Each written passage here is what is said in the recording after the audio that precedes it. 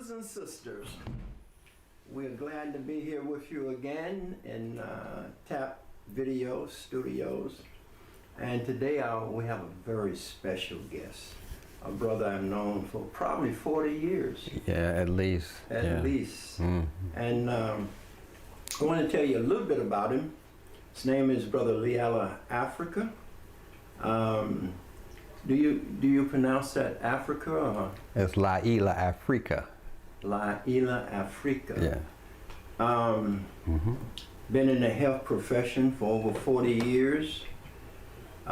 His background includes working as a social worker, psychotherapist, group facilitator, community organizer, a nurse. You were a nurse? In the military, yeah. Ah, okay. And a naturopath.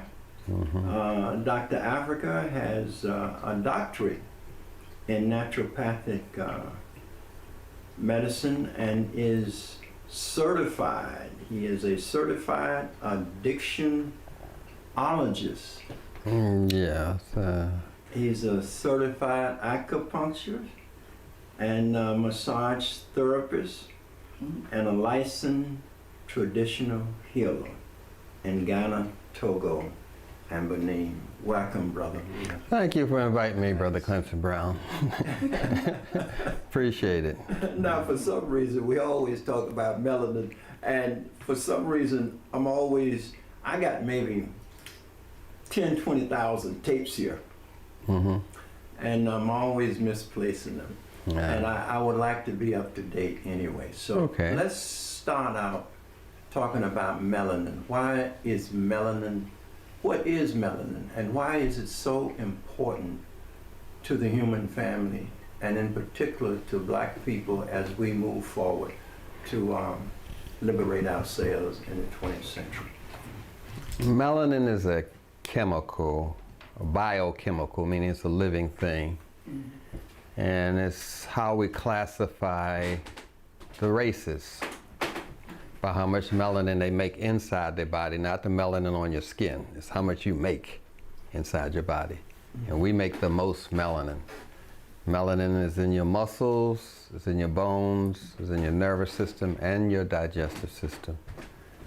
And it's the brain cell of cells in your body. It's the brain of all the cells in your body. And it keeps them all synchronized. It's like synchronizing the watch or something. It keeps everything coordinated, the kidneys, the lungs, the liver, everything has a cycle, and melanin keeps those cycles in order. The more melanin you have, the more intelligent you are.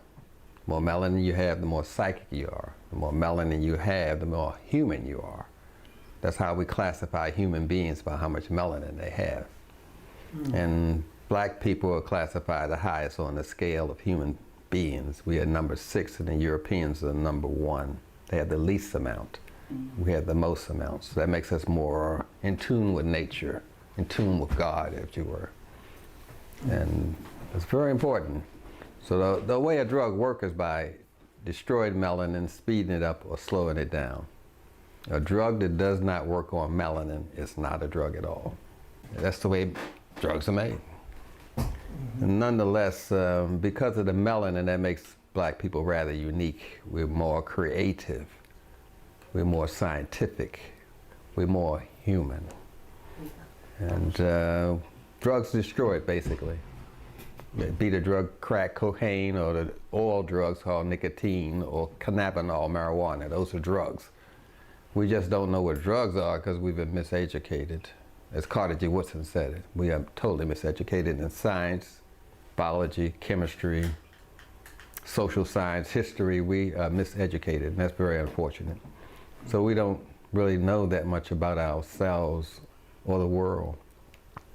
So to study melanin is to study yourself and the world, and how it works defines everything.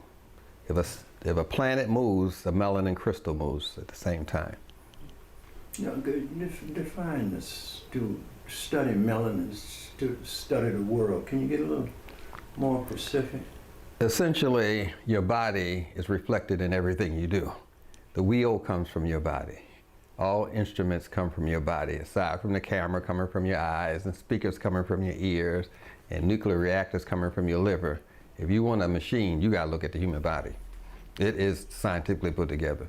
You want to build a boat, look at how they put the ribs together, and then you can build a boat. Everything comes from the human body. Everything. No machine on the planet Earth is not made from the human body.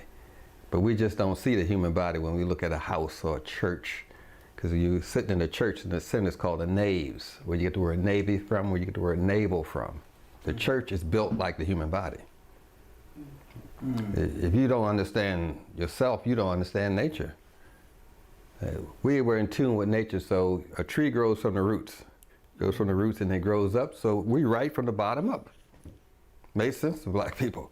Sun rises in the east, so we go from the right, start from the right and go to the west. You follow what I'm saying? The sun sets. Yes. So we write that way. That's why we go left to right. That's why we starting the page from the bottom up. We say, hey, that's the way the body grows. That's the way I'm going to write. Just made sense to us.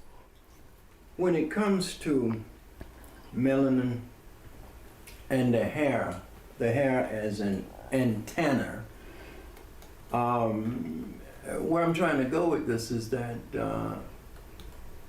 melanin enables us to pick up frequencies on so many different levels. Like you have an AM channel, you got an FM channel, but you can pick up frequencies on the FM that you can't pick up on the AM. So looking at nature and how animals are able to sense the hurricane is coming and they disappear. And right after the hurricane, they all come back out and you wonder where they went. But we have a very similar ability. So I wanted you to talk about that. You're talking about how we synchronize with nature, essentially. And it's just that we have lost a lot of those abilities. And that's probably what people don't get. Because when you move from the country to the city, you're going to lose the ability to understand at least 3,000 sounds. Somebody from the country can say, that's the sound of a deer, that's the sound of a raccoon, that's the sound of a leaf when the water strikes, that's the sound. They have more sound intelligence, more color intelligence. So somebody from the country will put purple with yellow. You say they dress like they're from the country because they saw flowers growing like that. You see?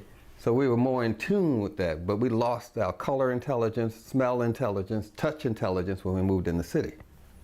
You see, we were just brought in because we were processors of products. That's all we were trained to do, process products, whether it was in the coal mines or whether it was with automobile companies. That's all.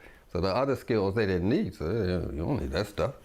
But so we lost our attunement, our relationship with everything. Every disease has a smell. That's just simple. Yeah. Every disease has a smell.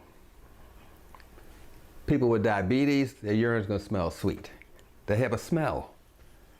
Every disease has a smell. Cancer has a smell. This is what you were in tune with before we got away from nature. You say, oh, that smells like a rat. That smells like a bird. We knew the smells of animals, but we lost our smell intelligence when we moved in the city. Because you can tell where a herd of what you call deer are nesting at, because they nest in the woods, but you can smell them. You say, I'm getting close to some deer, I better, because you step on one of them, all of them come at you. So we had all these intelligence. And I'm saying this is not a foreign thing, it's just that we've been trained to process products, cotton, sugarcane, cars, tires, coal. We just processors of products. So our owner said, you don't need that intelligence. You only need the intelligence I want you to have. And they call that the catechism, where they season us to just do our tasks. Like they brought us from Africa. They didn't bring us, actually. We fought all the way. There were wars fought all the way. When the white man stepped on the planet, we start fighting him. That's on the Pala Stone. I mean, we were fighting them all along. We had an illusion that we just started. No. We've been fighting them ever since we met them. That's what they do. But we lost all of those different intelligence because it wasn't needed, because we were just producers of things. So they said, don't teach them. No, you don't need that. You don't need that. Somebody's trying to teach you acupuncture, get a doll and stick pins in it. They say, don't do that. That's voodoo. But they were teaching you acupuncture with the doll, sticking the pins in it. Yeah, you don't need that. That's voodoo. So everything we had became negative. So we said, oh, don't do that. but it was part of our intelligence. Children knew how to do it. It's not a big thing. But we lost all that. We can't even smell a daffodil from a rose. Not our nose is right on it. But you can smell cotton way away from it. I mean, you can smell these plants. But when you're close to nature, you know the smell of cotton, the smell of corn. It wasn't foreign to us. And right now, it seems like smell intelligence? Yeah. Just like you can smell a rose, you can smell cotton. But it seems like it's foreign. So you can smell people. The East Indians smell different from the Arabs. The Arabs smell different from the Europeans. We just pick up on it when white people's hair get wet. But I'm saying each race has its own smell. And because melanin has a sweet smell, we have a sweeter smell than other races. We just don't smell it because it's our feet. Our feet can stink, but we can't smell it. You know what I'm saying? And I'm saying we have our own smell because of the melanin. But we lost our smell intelligence. It's very sad. Wow. You said something. You said that black people, Africans, fought from the very beginning. Oh, yes. European came.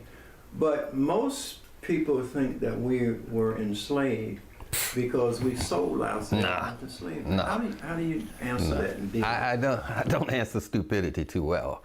I'm just saying we've been miseducated. That's all you have to know. Carter G. Woodson said we're miseducated, not only in history, chemistry, biology, acupuncture, totally. So don't think he was just talking about history. That's why he said it took him 20 years to get over his high school education. So I'm just saying, don't think you read something in a book. If you read it written by somebody white, it's a miseducation. Totally, that's all you have to know. You're totally miseducated. No, we fought them.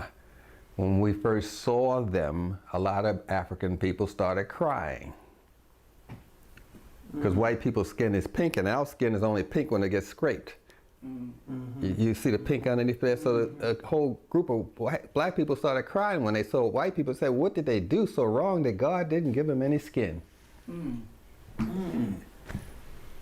What did they do that God didn't give them skin?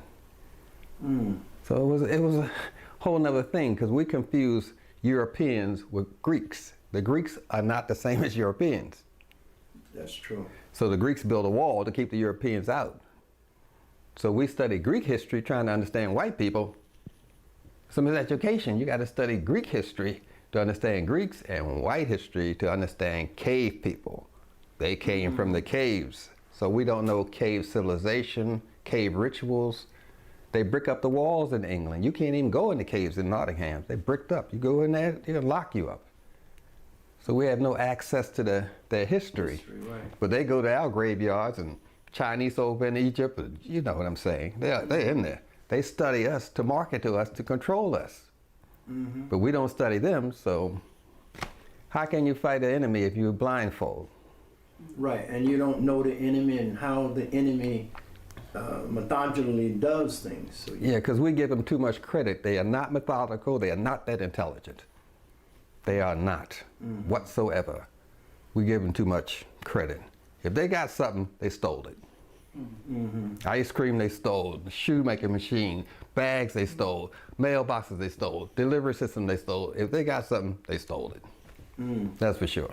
I often say that they are a product of the environment. In the ice, you know, the cold, an environment that's austere, that's stingy, that's... I mean, they are white. Eskimos are not like that. Well, that's true. Eskimos are colored people. They got melanin. They're not like that, no. You can't blame that one on the environment.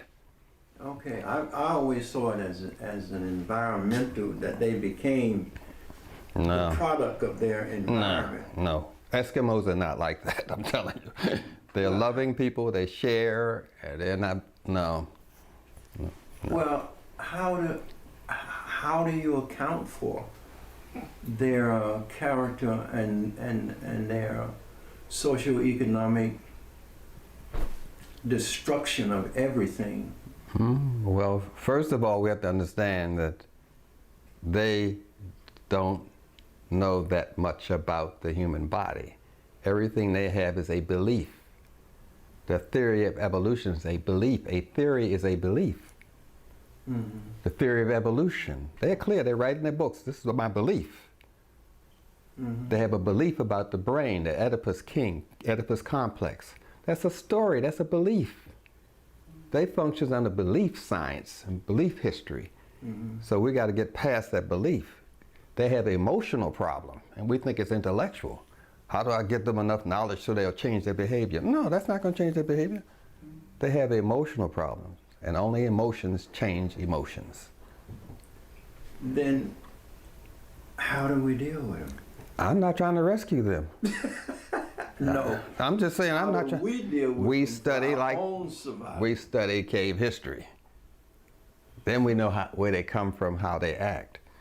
Because they wouldn't accept you into that. If I have a cave, I wouldn't accept you in it. No way. Because I don't play fractions. That's Dr. Henry Clark would say, they don't play fractions, they want the whole damn cave. They don't want a part of America, they want the whole thing. They don't want part of Canada, they want the whole thing, because that comes from that cave mentality. We just don't study their origins, so everything they're doing is mystifying us. They have emotional illness, because a belief is an emotion. White supremacy is a belief, so it's emotional. Your culture gives you beliefs. From your beliefs, you get emotions. Reaction to emotion is called a feeling. You don't have feelings for Chinese music because you don't have Chinese culture.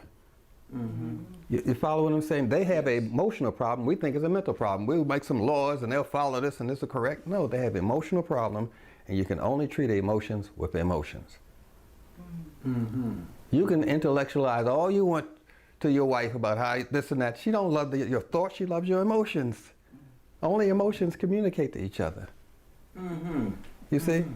No, you can't explain with mathematics how much you love your wife. Get out of here. If she don't feel it, she don't feel it, it ain't working, man. Well, 1 and 1 is 2. Yeah, right. That's intellectual. But what I'm saying is we don't have enough information. We're studying the wrong thing. So we're going to get the wrong solution. We have to study their culture like they study ours. And we're not doing that. We have never done that. Right.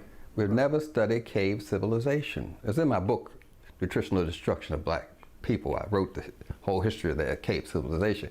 But I'm saying we never did that because we were miseducated. They are believers more than anything else. Belief is a theory. Belief is a rule. We look at the Constitution as a book of rules. It's a book of beliefs. And beliefs are crystallized by rituals and ceremonies. There's only 2 behaviors, a ritual and a ceremony. I say hello to you, you say hello to me, that's a hello ritual.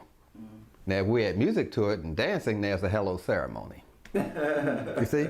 So there are only 2 behaviors. But we studying like it's all this going on. Ain't all that going on. Not at all. These are Europeans that just got out of a cave. You give them too much intelligence. They crawl to our level because they damn sure weren't walking. Yeah, absolutely. So we got to get back to really handling this issue if we want to solve it. But that's not for me. It's for future generations. Let me get back to melanin and the ability to be one with nature. Okay. Because that was the African world view. Belief. Yeah. View. Now you're getting there. there. We are one with nature. Yeah. In fact, the Africans believe that energy could neither be created nor destroyed, and there's only the energy from infinity to infinity that permeates, the same energy permeates the entire universe from infinity. And that is what we are, and everything else is that energy. So essentially, when the Africans say we are God, and they express that, that if you took a drop of water from the ocean, put it under a microscope, every element in the ocean is in the drop. So we are cosmic drops. Every element in the cosmos is in us. And if you take the drop of water and put it back in the ocean, you have all the power of the ocean because the drop is now inseparable from the ocean. So it is the ocean. what I was trying to connect, because we are the cosmic drop, and our ancestors said that when you put the cosmic drop back so it is one with the universe, is through living ma'at, truth, justice, harmony, balance, because that way you remove the ego and the universe then speaks through you. It's not you who speaks. So the melanin, and this is the way I'm kind of looking at this, when I said that melanin helps you pick up these different frequencies, since we are nature, there's so many frequencies that go out and that attune us to our survival. And we will be able to pick those vibrations up more readily than, say, a European, because the European is on one end of the spectrum and the African on the other. So the European would represent death if you're looking at zero. And if I'm hoping I've said enough for you to... Yeah, I understand what you're saying. You're talking a belief. That's fine. I don't mind that. Africans have their belief. Chinese have their belief. No big deal about beliefs. The thing is that if you take a drop of water out of the ocean, your imprint is on it. It's not the same anymore. And it will not go back in the water like that again. That's just science. You have left your imprint on that water forever, all eternity. And we call that water the fluid of God, Ahman's fluid, amniotic fluid. That's the fluid you are in before you're born. I'm just talking about the holy waters. That's what we were talking about. So you're in this fluid of Ahman, which we call amniotic fluid, in your mother's uterus, because the baby is not in their mother, they're in themselves. We got to get our education straight. Now, how do you mean that? The placenta is made from the baby, not from the mother. The placenta is like a skin shell that the baby's in. And inside this... She's a nurse, that's what I'm looking at. And inside this skin shell is fluid. The baby is like the yolk.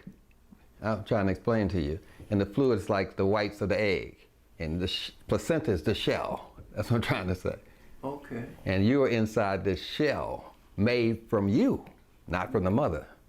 You're in, the baby's inside the baby, essentially. So I'm saying we got to go, when you're talking this, we've been miseducated in chemistry, we've been miseducated in biology. So it's a lot of territory. That's why Carter G. Woodson said it took him 20 years to get over his high school education. Because all of this stuff you were told is totally wrong. Totally wrong. So the thing is that there's nothing wrong with the Europeans being the Europeans. Nothing wrong with a daffodil being a daffodil. But God didn't put them together. That's the issue. Chinese were in China. Europeans were in Europe. We were never meant to be together. That's the problem. You're putting things together that God did not put together. All right, but that's the problem. What I'm saying, since we are God, essentially, I mean, we're the energy of God.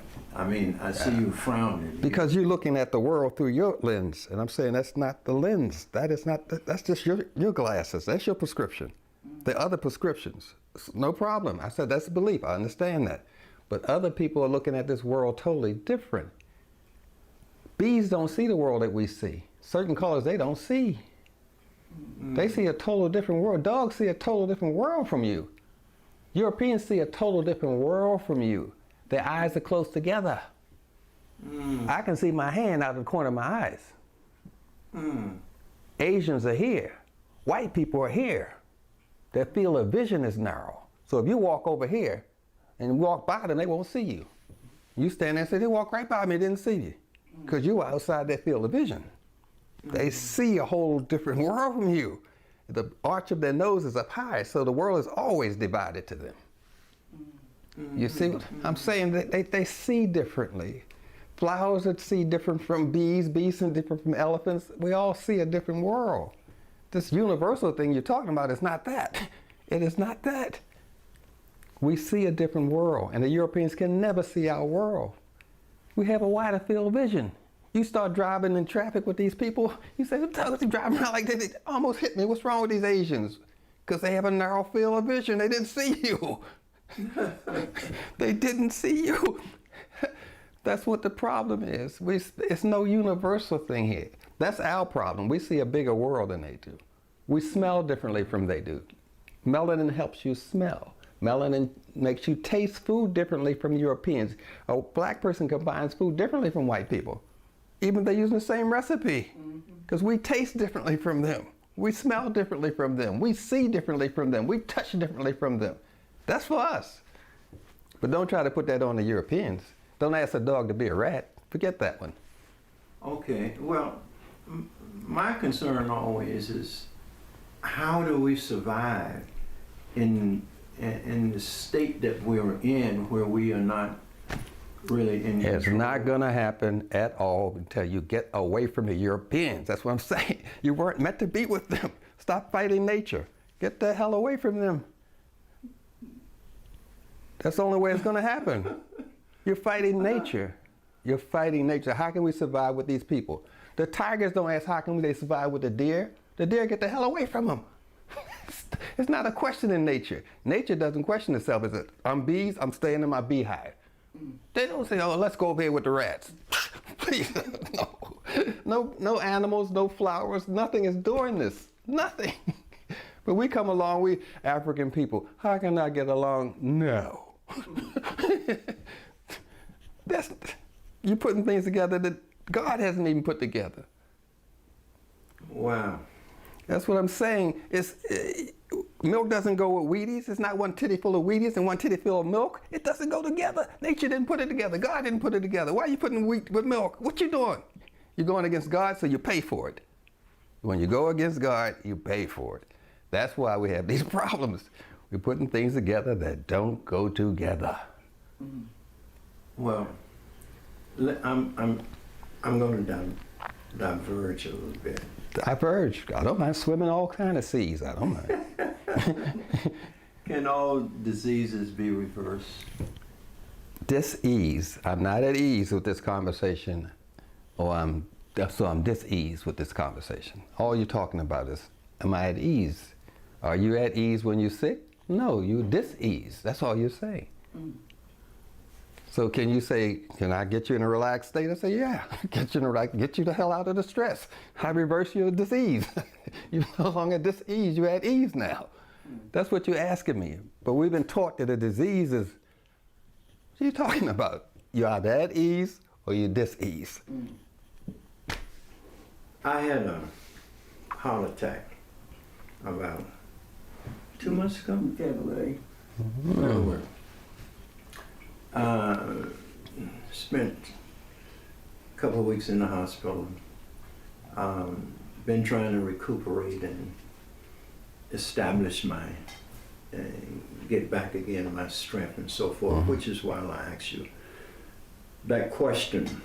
That put me on a lot of medications, 5 of them, and essentially said that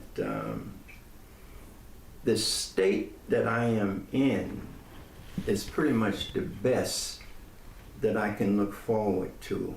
They can maintain the state, but they can't restore me. My heart is 20%, and it will never pump again at 100%. 60, Yeah, or 100%. Yes. You'll never be 6 years old, is what you're saying. I got it. Yeah, so Yeah. I don't accept it, don't believe it, and I'm trying to find a way to get back to my to the full integrity of my. Yeah, you're trying to live. That's what you're saying. I'm trying to live. Right. I got your premise here. I understand that. Melanie. If you're alive and you're breathing, and you're able to sit here in this conversation, the body has a very resilient way of healing itself. No one can dictate how the body heals itself, but God. And as you say, we're one with God.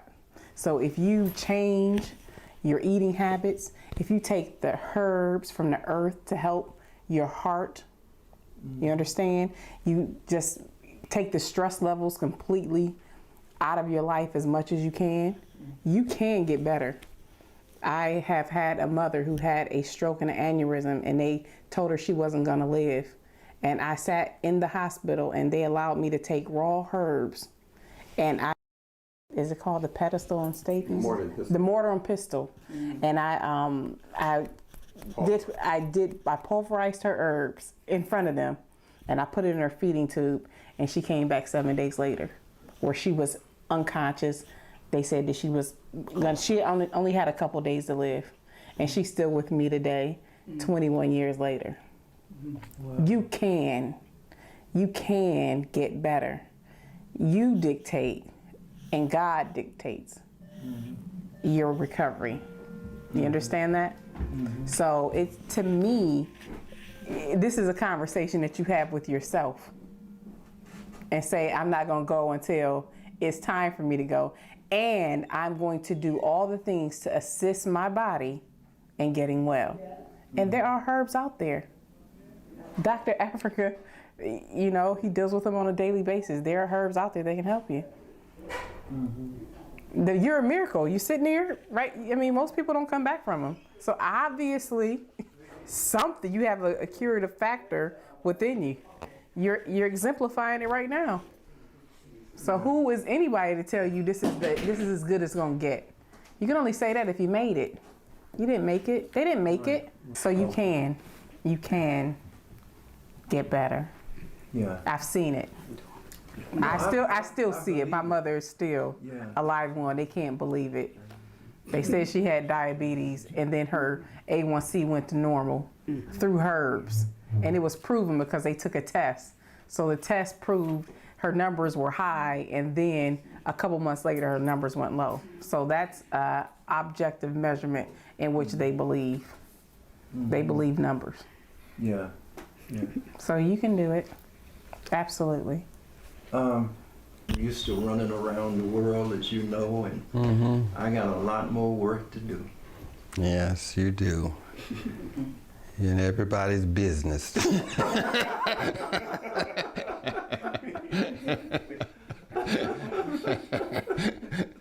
So we basically strengthen the heart muscle.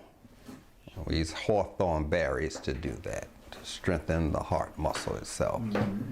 Most of the time when things go wrong is with the left chamber of the heart. That's the chamber that pumps the blood up to the lungs to pick up the oxygen. That's the one that gets big. And when it gets big outside and inside, and narrows the amount of blood you can get. It's a muscle, and now bodybuilders make the muscle big. You made that muscle big, and it narrows the chamber of blood that can go into it. So it shortens the blood supply. Because you were doing it under stress. That's the whole thing.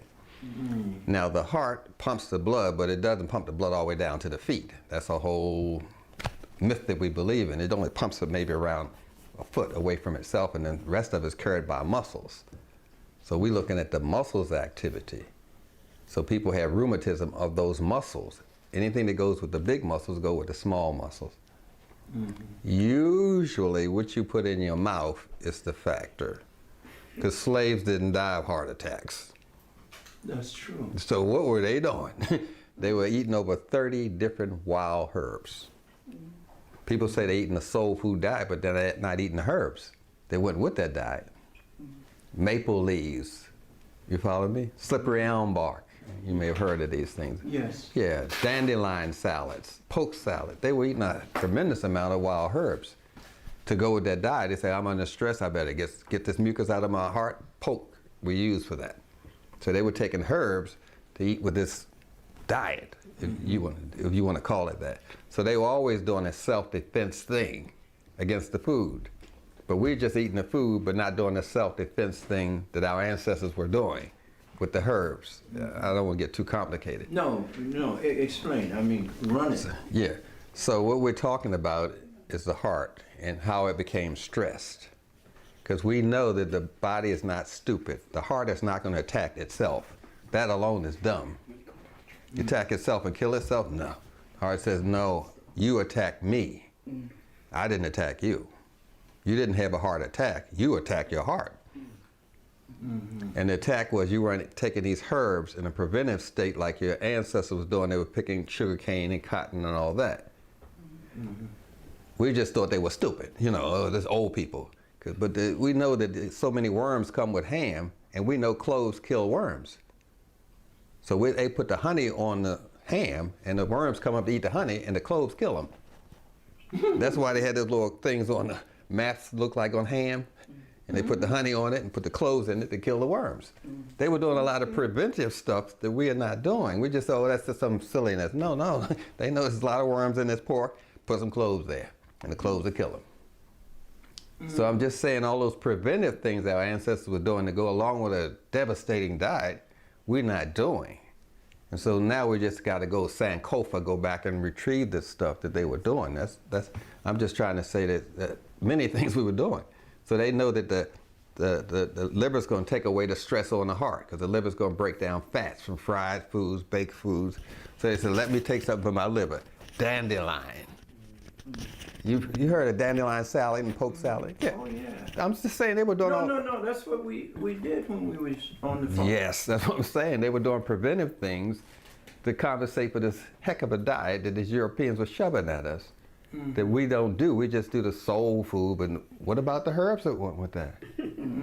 That's all I'm trying to say. So, yes, there are things that can be done. We can relieve all that fat that gets dumped on the heart on Monday morning, usually. During the weekend, people, you know, party, look at basketball, and drink a lot of slop. So on Monday mornings, that's when the heart gets all this stress. You can get up. No, that's when all that stuff gets dumped on your heart.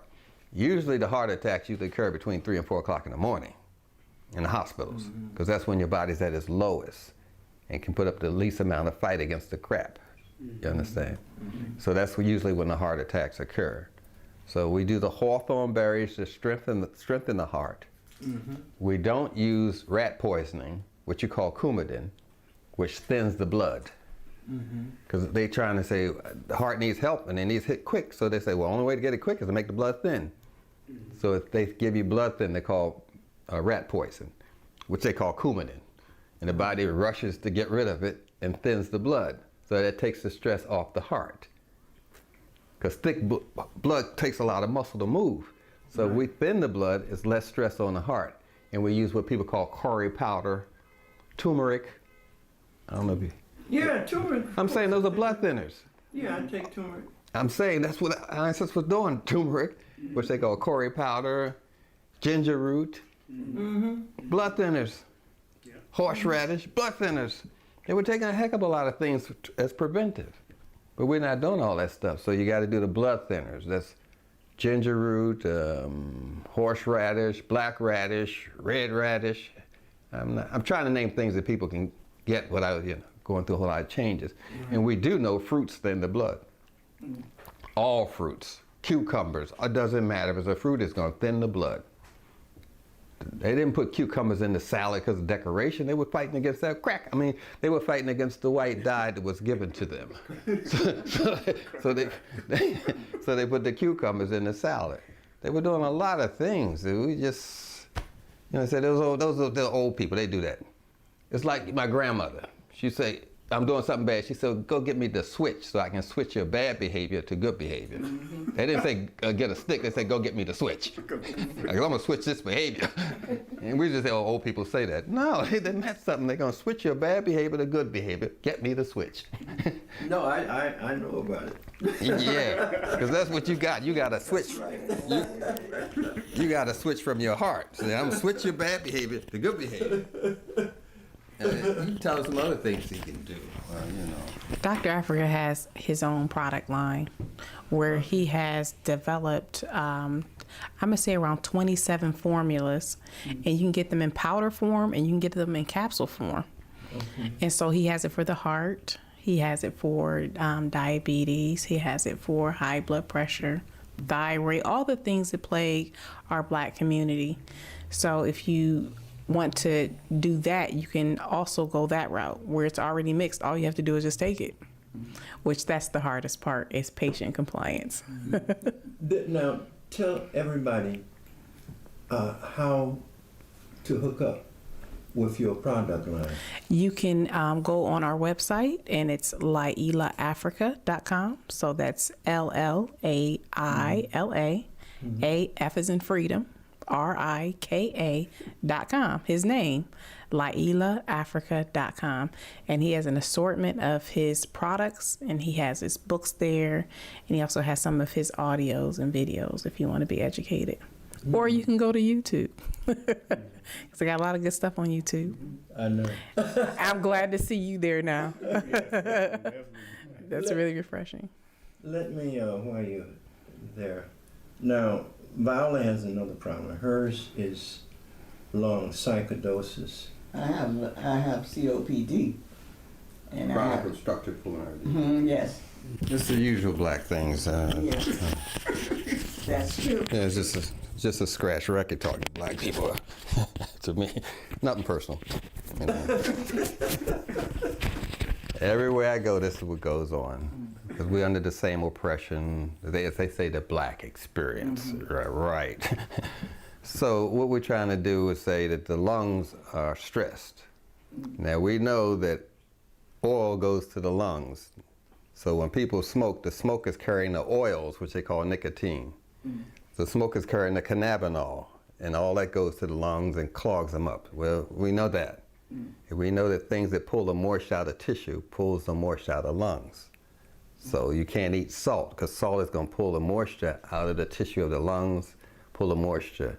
That's what salts do. Or sugar, it does the same thing. It pulls the moisture out of the tissue of the lungs. So you can't use these preservatives, as they're called, because it's robbing your body of moisture, which is robbing your lungs of moisture. Now, the lungs are not doing anything wrong. Get that straight. God's trying to protect you. He's not doing anything wrong. It's just that people pee in their lungs. I'm just being kind of graphic.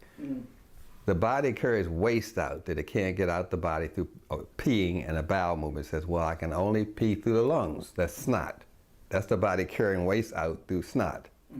And the body carries the waste out and dumps it in your lungs. You see? And it says, that's the way I got to get the waste out. So it dumps it in the lungs, and then you cough to loosen it up and throw it out. That's why I said you just peeing through your lungs. So we got to increase the efficiency of the kidneys to get rid of this waste so it don't have to go to the lungs. You see, so you need something for the kidneys. It sounds, I'm trying to draw the picture here. You say lungs, I better take something for cough and cold. I'm saying, no, you got to take something for your kidneys, because your kidneys going to get rid of the waste so it won't be dumped into the lungs.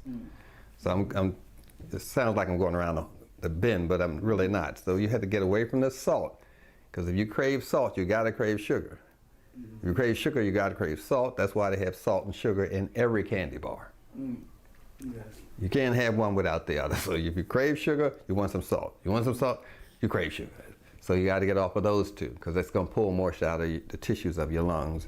You got to strengthen your kidneys so they can transport the waste, so they won't try to dump it into the lungs. Because we always associate lungs as breathing, but you don't breathe through your lungs. You only breathe when the oxygen's in the blood. You breathe through your blood, not through your lungs. So that's part of our miseducation, because we actually think we hear with our ears. You hear with your brain. The sound is picked up and put in the blood, and the blood takes it to the brain, and the brain hears. You hear with your brain, you see with your brain, you touch with your brain, you taste with your brain. So we got it. That's part of our miseducation I was telling you about. So the main thing is that the brain is a part of this, because you breathe through your brain. The biggest organ that takes the most oxygen is your brain. So when you're starving for oxygen, your brain's starving for oxygen. When the brain says, I'm starving, I need more nutrients, so it says I better step up the estrogen, because estrogen holds moisture and nutrients.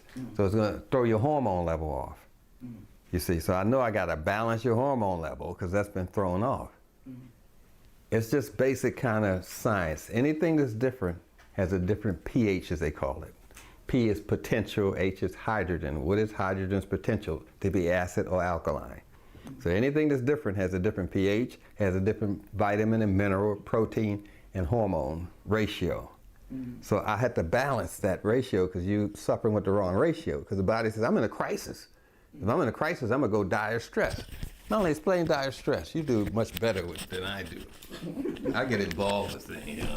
Thanks, doctor. When you're under dire stress, your digestive system says, I'm not going to digest food. Your immune system says, I can't fight disease. That's the I in dire stress. She's just saying D. The R in dire stress is your reproductive system. you're not going to reproduce anything. And you really, when you're under stress, most sane people don't want to have sex either. And then your E is your excretory system. Your excretory system is the ability of your body to be able to excrete waste. So, you know, when you get sick, the body, is nothing wrong with the body. It's just that you're under stress and it's turned off. If you turn that camera off, can it tape? No. It can only tape when it's turned on. So when the body's under stress, it can't tape. It can't digest. It can't fight immunity. It can't reproduce. It can't excrete waste because it's turned off. You have to come out of the stress. And when you come out of the stress, then you can digest the food. Then you can fight disease. Then you can reproduce. Then you can excrete waste. You understand? So it's the matter of, it's not whether the body is actually working, it's whether it's turned on or off. And under dire stress, those systems turn off and say, I need to get you out of stress. I don't have time for digestion. I don't have time for immunity. I don't have time for reproduction. I don't have time to excrete waste. So that's the difference between being in stress and out of stress. And a lot of people get sick because they're under stress. And if you're under stress for long periods of time, say if you've been under stress for 6 months, your digestive system hasn't been working for 6 months. Wow. Your immune system hasn't been fighting disease for 6 months. Your reproductive system has not been able to reproduce anything for 6 months. You haven't been able to take the trash out in your body. Your excretory system hasn't been able to take the trash out in 6 months. And then some people say, well, I've been under stress for the past 2 years. And then they wonder why they fall ill. It wasn't because it was something wrong with the body. It was because the body was trying to get them out of stress for that solid 6 months or that solid year or 2 years. Body is only going to do one thing at a time. You want me to digest this food? Get out of stress. Okay? I'm not doing both of them. And when you understand that, you pick when you want to be stressed and when you don't want to be stressed. And a lot of times you don't want to be because you know if I'm stressed, my body can't do what I need it to do on a daily basis.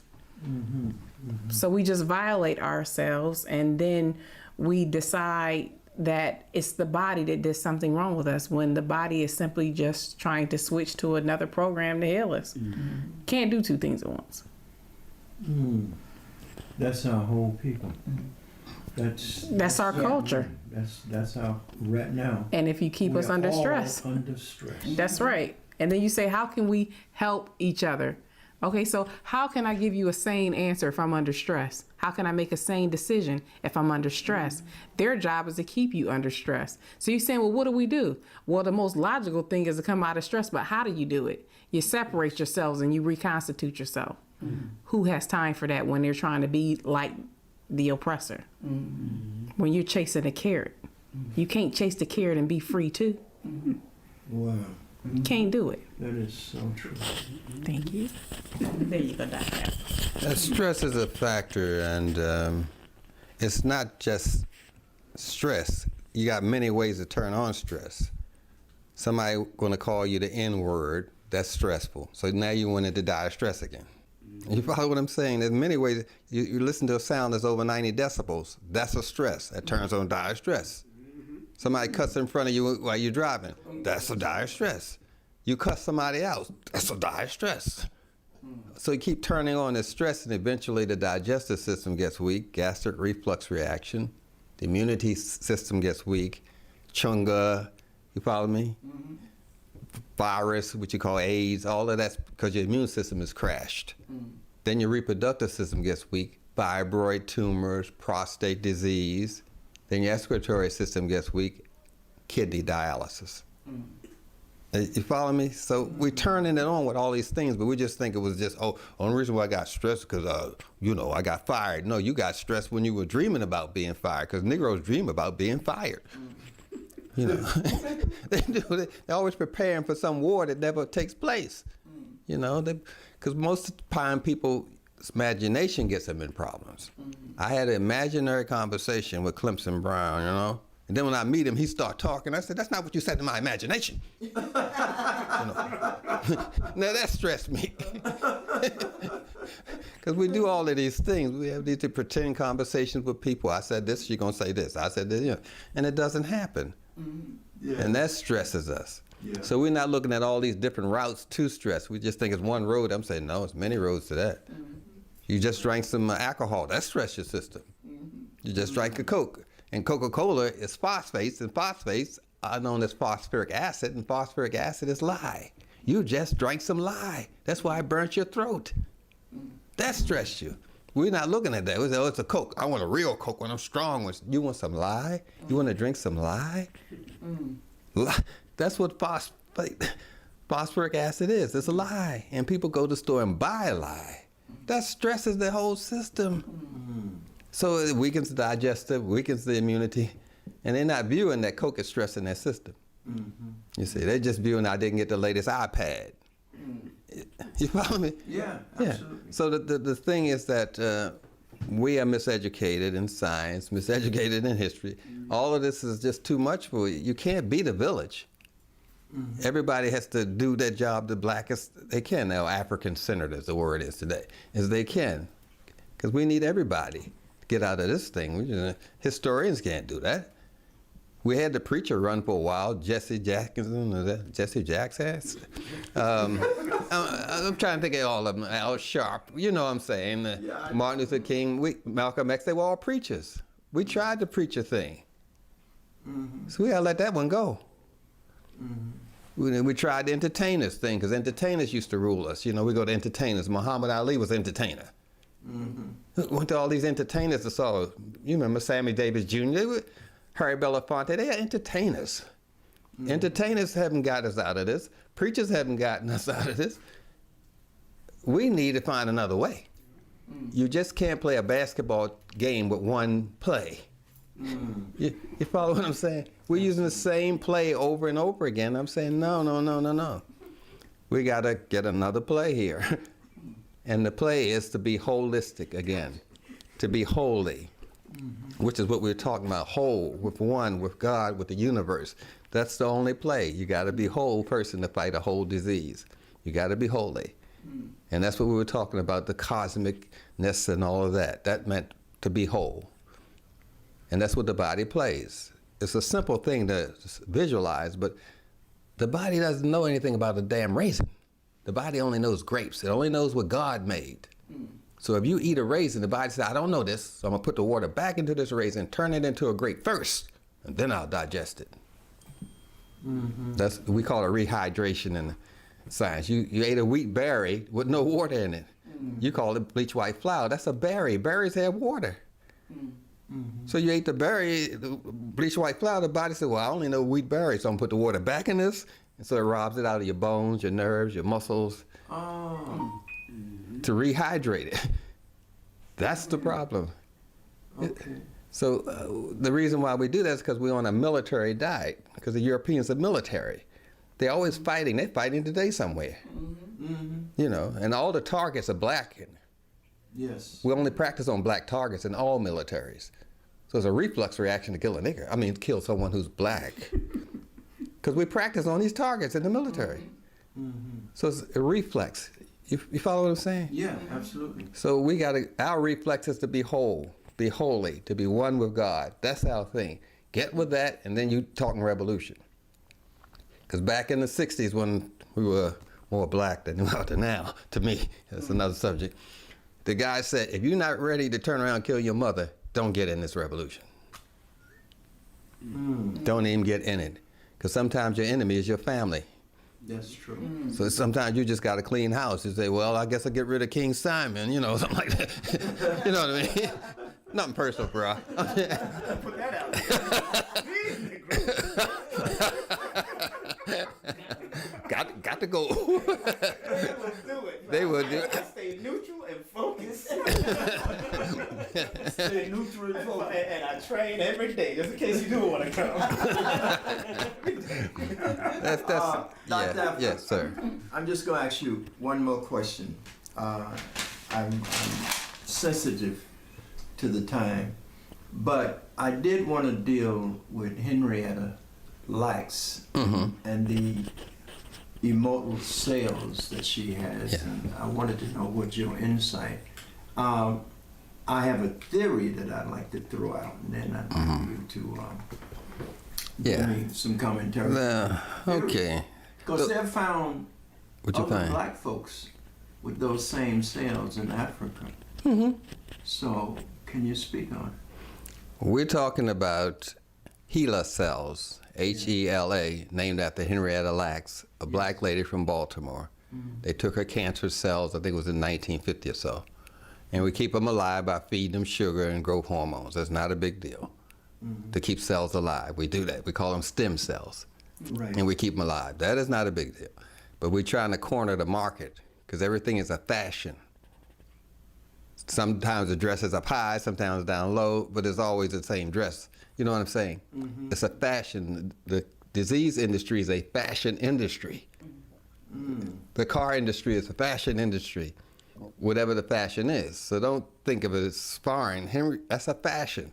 This guy say you got to get this Mercedes-Benz or your stuff ain't gonna work. So everybody runs and gets the new Apple. And that's all it was about.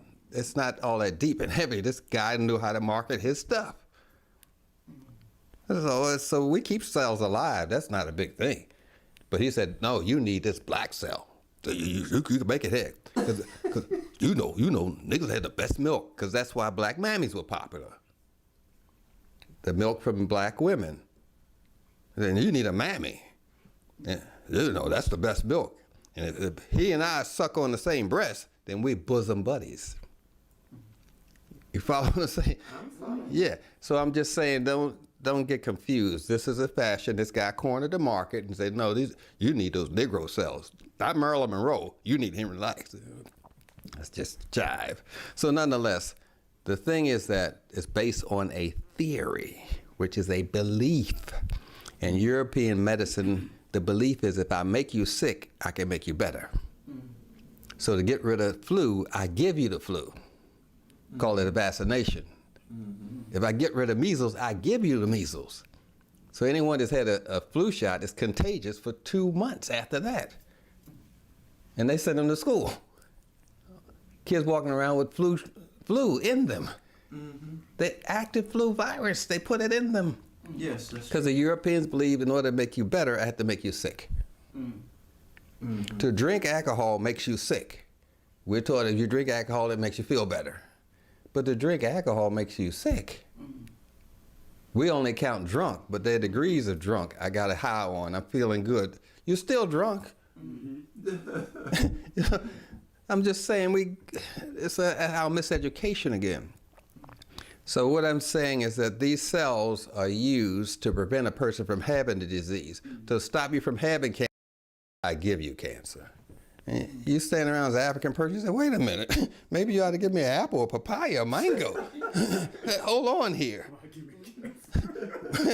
But our belief is to make you better, I have to make you sick.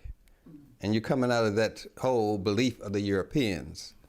And I'm saying that don't wash at all. And you couldn't, all we know is in natural medicine, if I can't give it to a baby, I can't give it to you. You would not put vinegar in a bottle and give it to a baby. You would not put alcohol in a bottle and give it to a baby, because those are poisons. You follow me? If you can't give it to a baby, you don't take it. Very simple. Because they just came from the spirit world. They close. You follow me? They're very spiritual. Babies be laughing at spirits and stuff. You say, what they laughing about? They still in the spirit world. Yeah, that's true. Yeah, absolutely. And you come in the room and they start crying. Oh, niggas.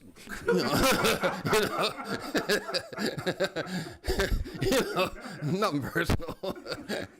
So what I'm saying is we got to get back to being cosmic conscious and holy, because it doesn't make any sense whatsoever to make somebody sick in order to make them healthy. You cannot tell someone, I'm making you feel better by making you sick. Get here, drink some alcohol. No. The whole concept is, we need to be by ourselves, because to be around you ain't gonna make it, because they come in all the back door, the roof, the basement. You know, they come in all these different ways to take the blackness out of us. Yes. That's why we say scat singing. We know Latin word for scat is shit. It means that. So they call our singing scat singing. So I'm just saying they're coming in that way. That's true.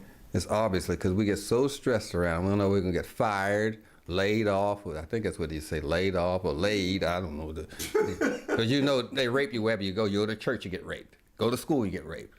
That's always been built in that culture. You're an athlete, you get raped. You know this.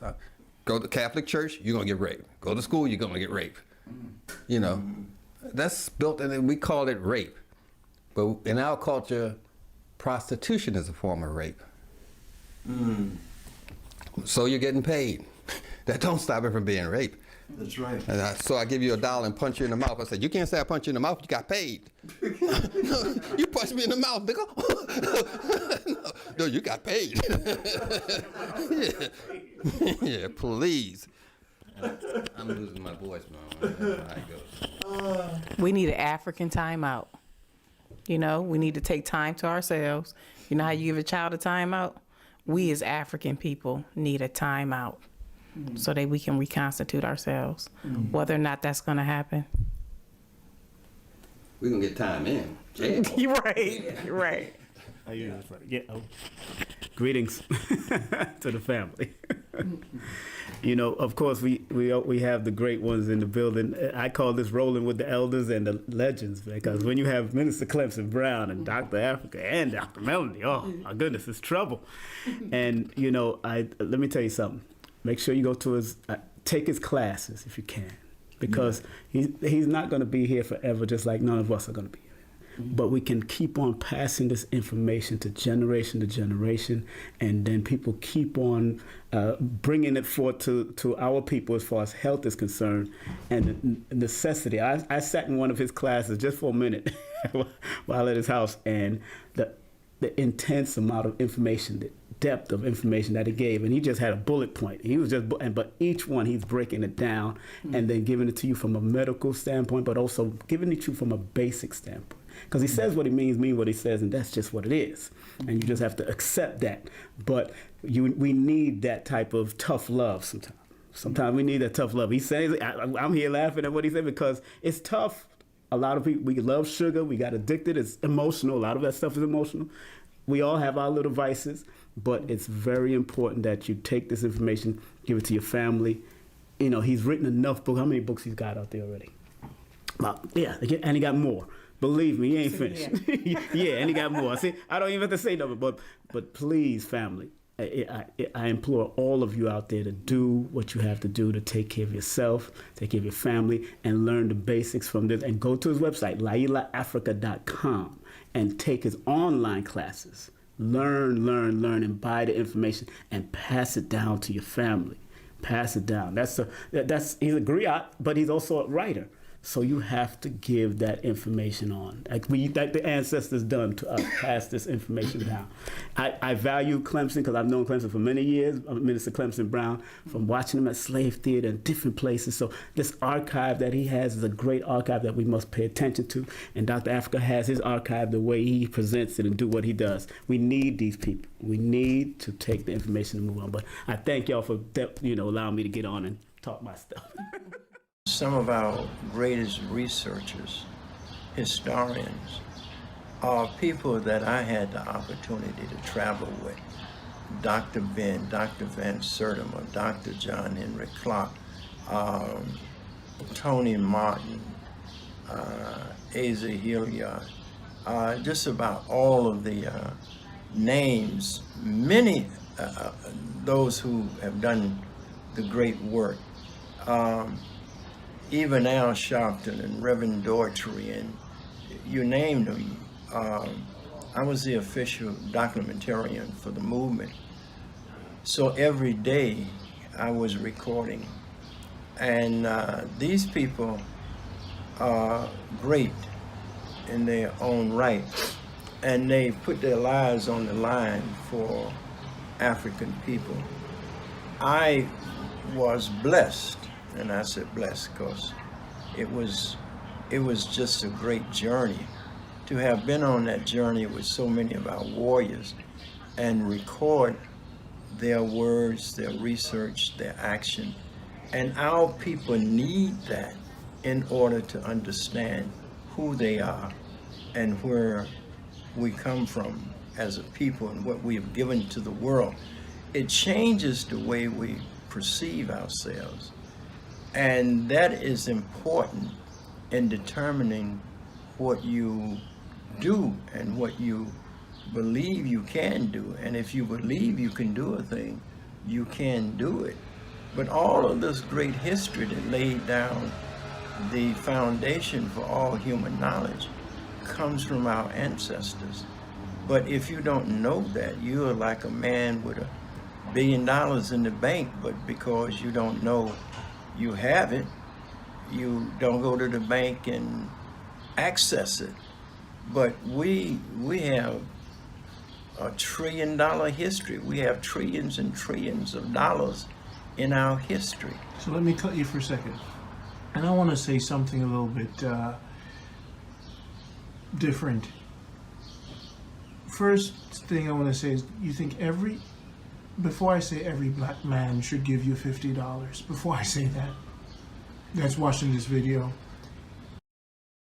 a lot of people don't know how seismic you are because you never really televised and you stayed in the background for so long. So they don't understand that you're a living giant among us. And with your level of humility, you've never come across that way. And the reason why I'm trying to put it in words, so many times we take you for granted, but you're probably one of the last standing giants of our era for the past 100 years. What I'm saying to people is, if you understand the magnitude of work that Minister Brown has done, you'll understand why you owe him $50 a piece to complete his work. You see, it's gone beyond help us. It's more like, here's the general. If you're a black man and you're a soldier and you understand what the war is, put up your money or shut up forever. That kind of message we have to send at this crucial time. There's the general, he's healthy, put up or shut up. How do you convey that in better words? Rondon, I have so enjoyed life, and life has been so good to me. And just being friends with people who I consider great. I never considered myself. I never saw myself the way you see me. I was just, putting me on the same level with people, the greats. I don't really see myself that way. It's true now when I start looking at the work that the Creator blessed me to have in my hands, to have accumulated. I was just really documenting the works of great people, and they were my friends, most of them. But I never considered myself on the same level with them. I looked up to them. I saw them as you see me. Yeah. But I think people should give, and they should give with all of their heart, because in my eyes, their work is worth it. Their sacrifice is worth it. I'm talking about great warriors for our people. And I know they were great warriors because I was there feminine. I was there with them. I traveled with them. I was on the line with them. If our leadership had said, go into the lines of police who at times were surrounding us, I would not have hesitated to go into the line against the police, even though I was not armed. And there were hundreds and hundreds of other brothers who would have done the same thing. I can't say they were not armed, because some of them were, but they were willing to do battle. All who's donated, thank you so much in all humility. You really do, thank you. And you've seen how much we've uploaded and how much you received. Yeah, because this is really critically important. Without our history, we cannot survive. Peace. Thank you.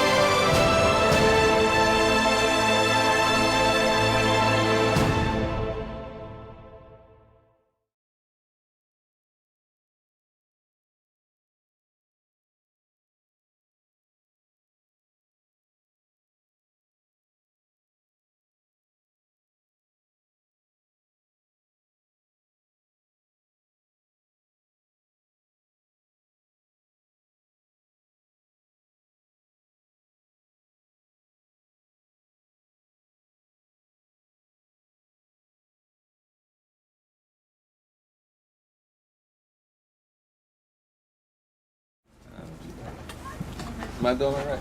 Yeah. Okay. I was just checking with my wife, see whether I should speak. These things happen when you're married. So I guess I'm going to talk about health this evening. The topic was black folks aren't getting it. Is that right? Yeah, black folks don't get it. I think that was right. The problem that I see, I'm glad you got a pen and paper. I'm going to run this thing down precisely. Okay? Your culture gives you beliefs. From your beliefs, you get emotions. When you react to an emotion, we call it a feeling. Beliefs are reinforced by rituals and ceremonies. Those are only two human behaviors, a ritual and a ceremony. I say hello to you, you say hello to me, that's the greeting ritual. But if I add music to it, dancing, there's the greeting ceremony.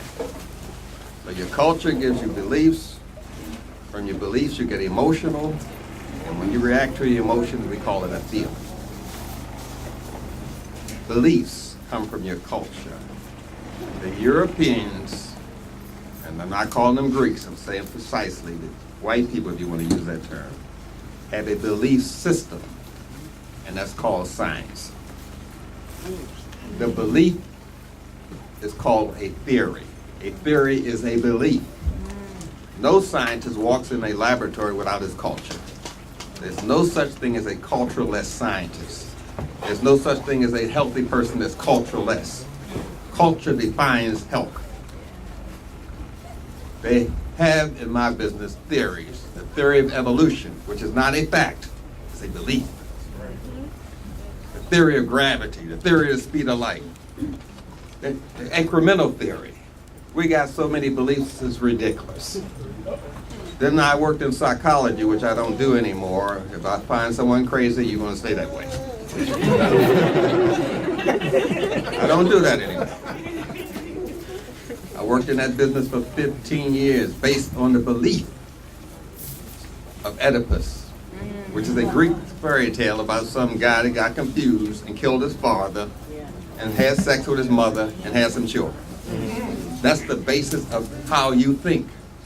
So we think like white people because we're taught to think by them based on a belief. The left hemisphere and right hemisphere of the brain, belief. The subconscious and conscious, belief. The id, ego, subconscious, all that, those are beliefs. They are not facts. The brain functions like everything else in nature. A tree grows from its root. So every thought you have grows from the root, the brain stem. And from the brain stem, then it's distributed to your middle brain, which is bigger in black women than all women on the planet. The middle brain harmonizes the left hemisphere and the right hemisphere. So when we're talking to each other with this concept, we can't get to a black answer using a white program. There's no way it's going to happen. It's like you trying to give someone instructions on how to play golf by using the rules of soccer. You're trying to teach someone how to play tennis by using the rules of soccer. You're going to end up playing soccer. Right. You are playing into the destruction of yourself by trying to think like a white person. That's totally ridiculous. The only time I really got upset about it was when I saw a black person buying a white dream book to interpret their dreams. You can't get any more crazy than that.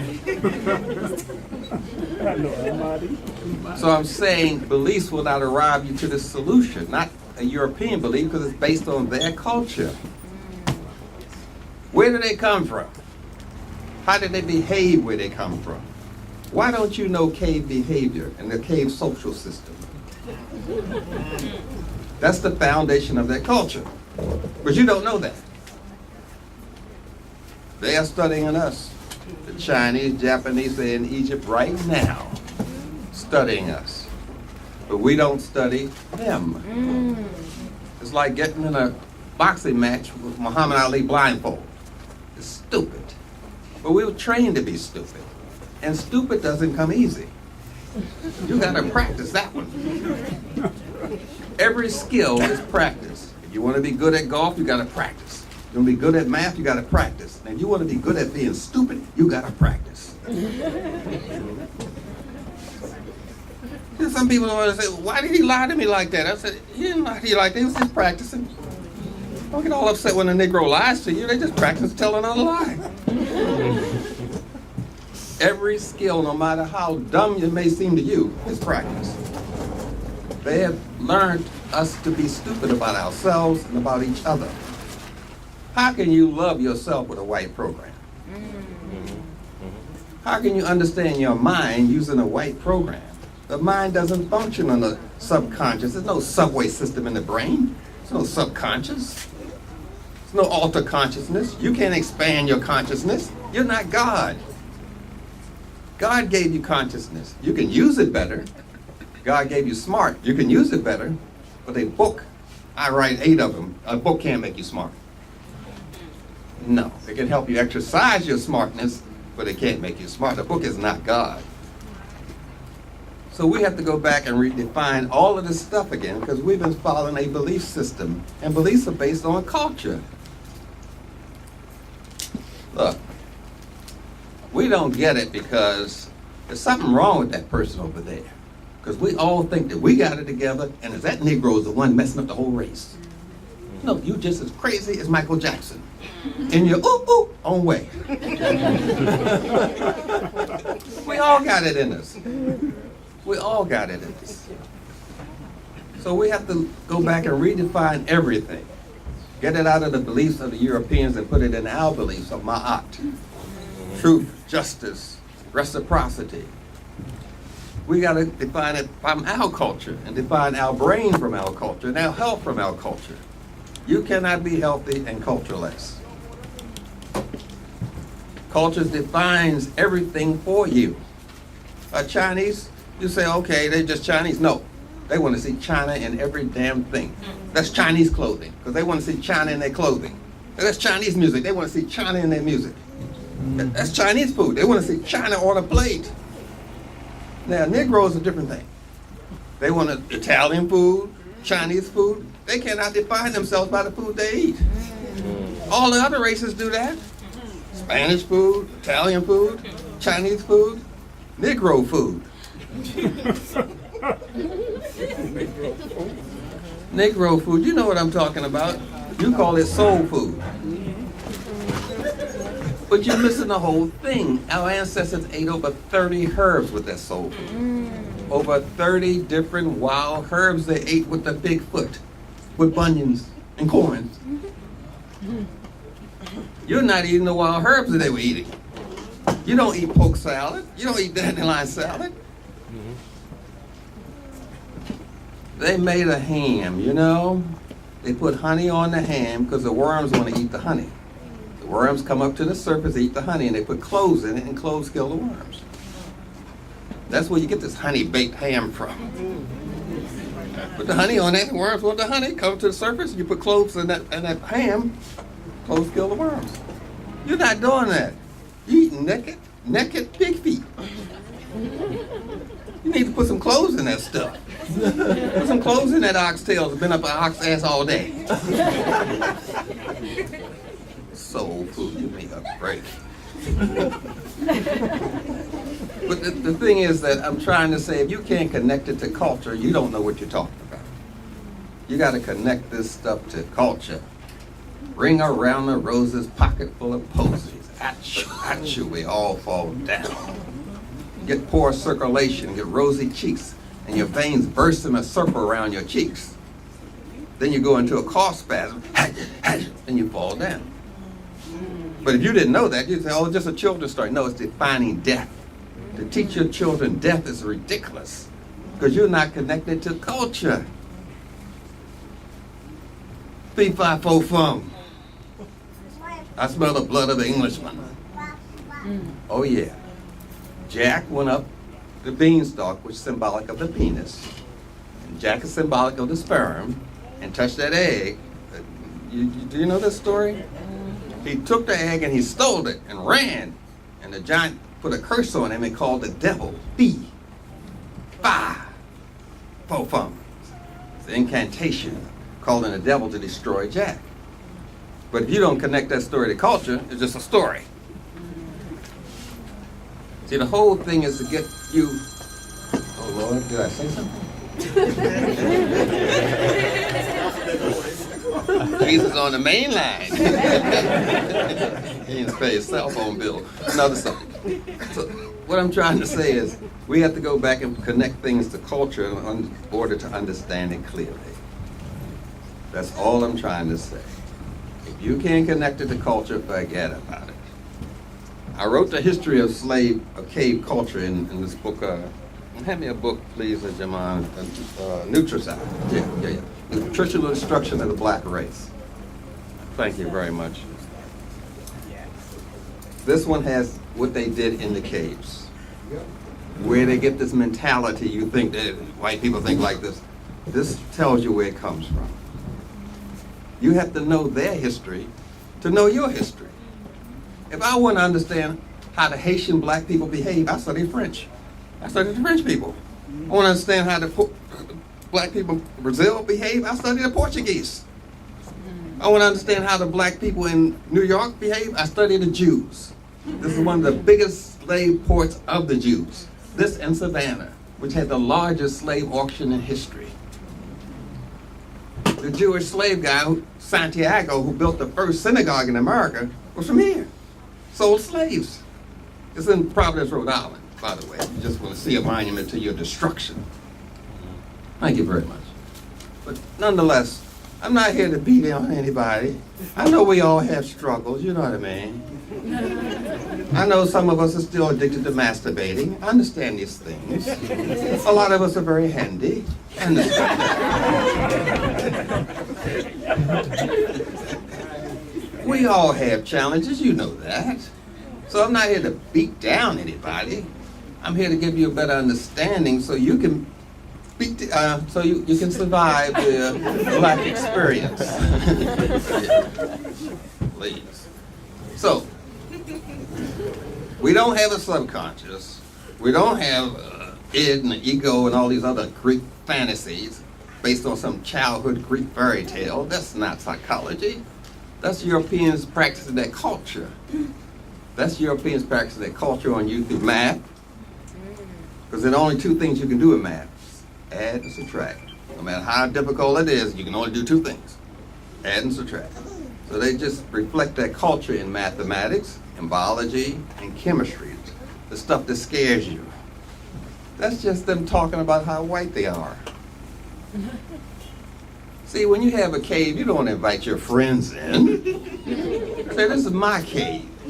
I don't care who you are, get out. Because Europeans don't play fractions, as Dr. Henry Clark would say. They want the whole damn thing. They don't want part of America, they want the whole country. They don't want part of Afghanistan, they want the whole thing. They do not play factions. That comes from their cave mentality. You see? So when they come at you, you say, well, I got it. They only been out the caves about 30,000 years. How smart can they be? How smart can they be? If you were raised by a white woman, Obama, how smart can you be? I ain't mean to go there. Somebody has to say it. They are not that smart. You put them on a pedestal that they don't belong. We are 2 million year old civilization. We're the ancient people. You're looking at somebody in kindergarten. I feel sorry for them.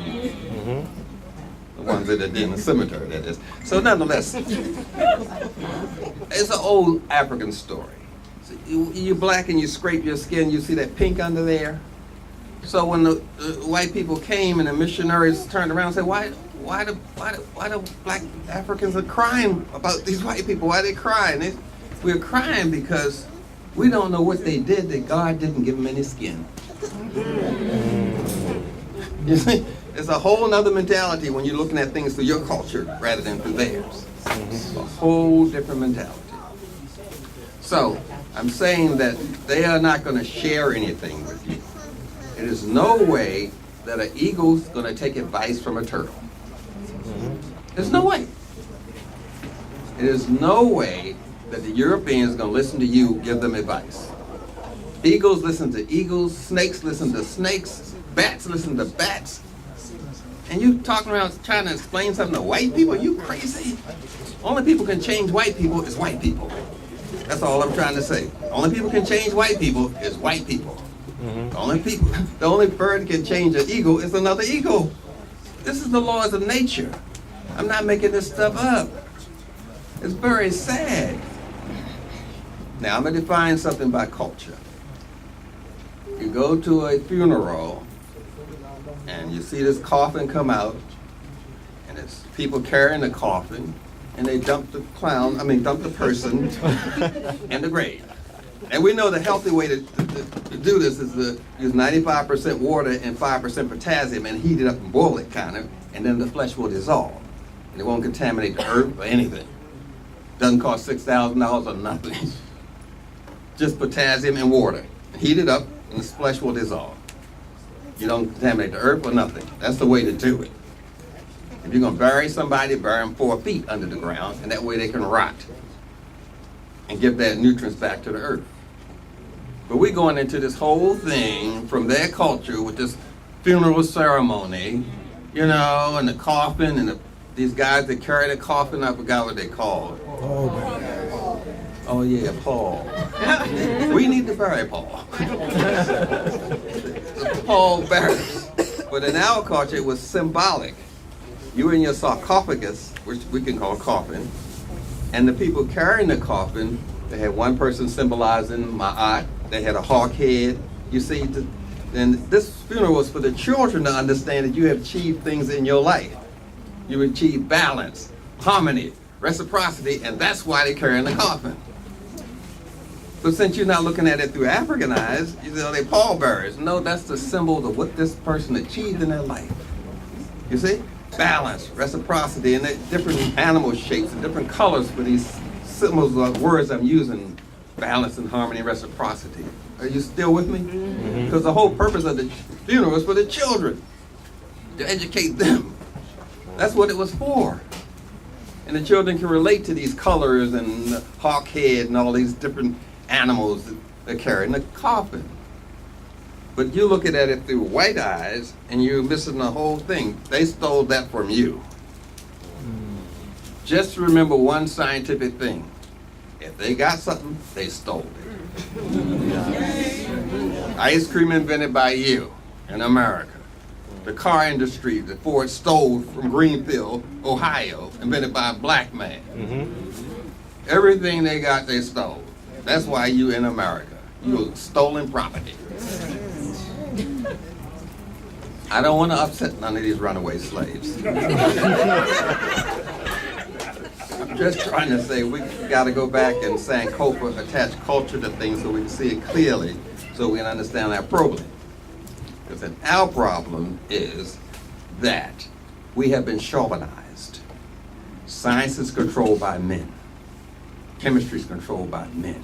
History is controlled by men. Tutankhamun, Napoleon. You know I'm telling you the truth. George Washington. History is controlled by men. Science is controlled by men. You follow me here? Fashion is controlled by men. You know what I'm talking about, don't you, Tap? They design the hairstyle of these women. Yeah, the clothes. You know what I'm saying? The tampons. Now that's ridiculous. The shoes. Men control everything, so you've been chauvinized. That's the problem. We've been chauvinized because that's how the Europeans roll. A chauvinistic way of looking at a lady who's pregnant and saying she's pregnant. That doesn't happen in our culture. The man is pregnant with the mother and the child is unborn. Are you still following me? The mother is pregnant with the child is unborn and the father, and the child is pregnant with the mother and father. Everybody's pregnant. You with me here? And the child is doing these things emotionally that makes the woman eat certain things or want to get out and walk because the child is explaining my personality to my mother and father before I'm born. That's why a Scorpio child is going to behave different from a Pisces child in the womb. You still follow me here? Because the child is taking them through an emotional rites of passage so they'll know the child before it's born. But we had chauvinized, oh, she's pregnant. No, we are pregnant. You see what I'm trying to get to? Oh, she had abortion. No, we had abortion. You still with me? Well, that lady was raped. No, we were raped. You still with me here? Because I'm looking at it through African eyes. But when you're looking at it through their eyes, you're lost in the stars, which was a play that a black man wrote here in New York called Lost in the Stars. And I think Louis Armstrong sang the song, Why Am I Born So Black and Blue? It's a very famous song. But nonetheless, we got to look at it properly. Now, I'm looking at a slave auction through black eyes. I'm auctioning off these slaves, but I want this slave to be sold as a waiter, as you would call it, working the house, waiting on the tables and everything. So I set up a stage with a table, everything, and the slave comes out and demonstrates his skills. You still with me? Yeah. This is what was going on in Savannah. This is what the white people call play. This is where theater comes from slavery. And then the lady walks down the ramp and they bid on her. Look at those hips. Give 3, give me 5, 5, 5, give me 10, 10, take it. They bidding on her, what you call a ramp in the with a pageant. What's that thing? Beauty pageant. Yeah, when they get one cute white woman, it's a big damn deal. Because all of them look like an unfinished mayonnaise sandwich to me. Not in person. I have issues. I really do. But we got to go back and look at this history correctly. And we got to look at chemistry correctly, biology correctly, because we're using somebody else's vision. And they're just explaining their culture through science. Because that's what I'm reading science. I live in it. I read chemistry every day, biology every day. I'm telling you, that all they're doing is saying, I'm white. That's all they're doing. And using all these different symbols to say it. But I had never learned anything from somebody white except a miseducation. And Carter G. Woodson said that. Any education you get from a white person, no matter what the subject, is a miseducation. And Dr. Amos Wilson used to talk about it. I don't know if you know what I'm talking about. Yes. Yeah, he used to talk about it. He said economics has nothing to do with mathematics. Economics has something to do with desire. Desire is emotions. You create a desire for your Nikes, and then you come to buy the Nikes from me to satisfy your desires. Then I say these Nikes are valuable. Value and desire are emotions. Economics has nothing to do with money. It's the ability to control desire and value. You see? Has nothing to do. You can say, oh, I say, this is valuable, this is gold. And then you go out and buy a whole truckload of $1 million. Then since I own value, I say, now gold's worth a penny. Now you broke. Because I own value and desire. It has nothing to do with money. The first money in history were people. That's how we did it. People. So you help me build this house, I'll let you use my son here for 10 years. You see, I'm paying him with my son. That's how we did it. That's why people want money. Don't you get it? It's not gold or diamond, it's people. Money is people, the ability to control people. That's why they want to be a millionaire. Be a millionaire means I can control 100,000 people. That's all it's about. You say, are they sure crazy about money? No, they're crazy about control. That's what the money represents to them. And they practice this thought process. You see, you can call it football if you like. I had 50 yards, you had 50 yards, and I'm trying to steal your 50 yards. That's what it's about. That's why they like it. And I'm going to use deceit and deception, which is military thinking. Military thinking has nothing to do with guns. It's the ability to practice deceit and deception. I'm going to deceive you and pretend that the play is going this way. It's actually going that way. Deceit and deception. So I steal your 58 yards, as you call it. And when I finish, I win the woman, because her legs are open. You call it a goalpost. And I put my sperm between her legs. You call it a football. Dr. Francis Cress Welsing gets into this much better than me. I'm just trying to say they are reinforcing that concept of taking things. That's why they like it. Take it no matter what you have to use. Lie, steal, beg, borrow, but take it. That's what they do. But you think it has something to do with football. They ain't there for football. They have to reinforce their culture, because everything relates to culture. Football is just another cultural game to keep them white. I'm telling you, it's very simple to be healthy. don't be deceived by these military people. If God didn't make it, don't put it in your mouth. Very simple. God didn't make white rice. God didn't make white sugar. No. White sugar from sugar cane, you have to take it out. You take one substance out of a plant and you have created a drug. It's the isolation of one substance. If I take the cocaine out of the cocoa leaf, I have a drug because I isolated a substance. Are you still with me here? Am I going too fast? I take the starch out of a wheat berry, just the starch. I have a drug. You can call it flour if you like. But I took out the starch and trashed everything else. I isolated one substance. And that's what makes a drug. I isolate the heroin from a poppy seed, I got a drug. And all drugs work the same way against melanin. If it doesn't work against melanin, it's not a drug at all. Marijuana is a plant, but once you cook it, it's a drug because you isolated the oil. Once you cook it, you've isolated the oils, therefore it's a drug. And I've never heard anyone that smokes weed say, you got any organic weed? I've never heard that in my life. And I passed by a little weed in my lifetime, at one time. That's another story. I was lost in the stars. So, all I'm trying to say is, if you isolate a substance, that's what makes it a drug.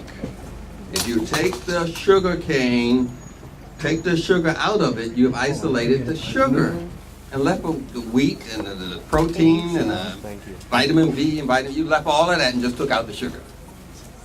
Now you eat the sugar and the body says, I don't know the sugar, but I know sugar cane. So it tries to make the sugar back in the sugar cane grass, pull the moisture out of your nervous system. You follow me? Now you're hyperactive, pull the moisture out of your skin, now you have to use more lotion, pull the moisture out of your scalp, now you're going bald at 25. You still with me here? This is what the sugar's doing, because it's trying to be holy again. So it robs the bones of moisture, the muscles, the nerves, the scalp, the hair, the prostate, your uterus. It's robbing Peter and robbing Paul, nobody gets paid. It's taking the moisture out of your tissue, out of your blood, which is tissue, out of your bones, which is tissue. It's trying to make the sugar cane sugar out of grass again. Let me go another way. You eat a raisin, the body says, I don't know a raisin, I only know grapes. You eat the raisin, the body says, I'm gonna put the water back in the raisin, turn it back into a grape, then I'm gonna eat it. So it's taking the moisture from your skin, your muscles, your bones, robbing you. That's the danger of it. I concentrated it and isolated it. When I took the moisture out of it, now I got this little grape that's all the way down to a raisin. That's what happens when you eat these substances that these Europeans, trying to, be PC, culturally, politically correct. Yeah, I'm trying to be politically correct because I learned this. My grandmother told me. She told me, you college and all. That's what she called me. You college now, say something smart. I said, okay, Grandma, encyclopedia. She said, I know you were smart. That was her thing. My grandmother came out of slavery kind of thing. My grandmother's mother was a slave, so she comes out of that slavery mentality. Nothing wrong with that. Because I was going to the white school. You know how it is when you're trying to, be successful, which meant being white. So I was going to school. I'm studying psychology. And my grandmother asked, what you studying, child? You cheering, always studying something. I said, okay, I'm studying psychology. Well, yes, psychology. Well, what's that? I said, Grandma, I'm studying how to help women who have been raped. She said, you got to study that? You just wipe yourself off and keep walking. That's how she was raised. That's what was going on. You just wipe yourself off and keep walking. That's what she said. I said, Grandma, there's a little bit more to it than that. She said, child. See, I wasn't into her reality. I'm thinking all of this, that's what goes on. You're a black woman. You're raped by it. You know what I'm saying. I said, okay. But I thought she was just being, old. I'm doing something wrong. She said, go get me the switch. I said, okay, that's really a stick, Grandma. You know that, don't you? She said, I'm trying to switch your bad behavior to good behavior. Get me the switch. That's what she was saying. I'm trying to switch this behavior to good behavior. Get me the switch. But I'm in my, European education. I said, Grandma. I just took it to old people saying that. You know how us old people, especially, Dr. J, you know how old people talk. So nonetheless, we got to go back and put culture to everything in order to understand this thing. And everybody wants to see culture. Chinese want to see Chinese food. They want to see Chinese clothes. They want Chinese music. They want to see their culture. So you want to see your culture. You got to stand over and say, wait a minute. This is not African culture. That my brain resembles a Greek fairy tale called Oedipus. No, it does not. It doesn't. How can you? But we study this stuff. We think, oh, yeah, white people, they know. Really? So I wrote about that cave history, what they did socially, how they had sex, how they had married, how they had sex with animals, which they still do. I'm just telling you, this is normal for them. When unfortunately, I was in the military, I was trying to help us be free. Is that the word? I was in the military. Let's just take it that way. And I was a psychotherapist for about 5 years. Then I was a nurse and all that kind of stuff. So I'm working in the air, and I'm going to school in the evening, a German school, and all that stuff. And they telling these jokes, Sometimes white people forget you're black, and they be saying things around you. I said, what the hell, So he's saying, oh, I'm gonna tell y'all a joke. My professor, he was from Russia, nice guy, So he was up and said, yeah. These white missionaries, they went to Africa. I said, this is going to be a good story, Yeah, they went to Africa, and the guy told them, don't worry about those Africans in there. They're not going to bother you. They only eat beans. He said, oh, okay. So the white people wake up in a pot, and they're being cooked. And they looked at the damn, guy and said, you told me they only eat beans. He said, yeah, human beings. I'm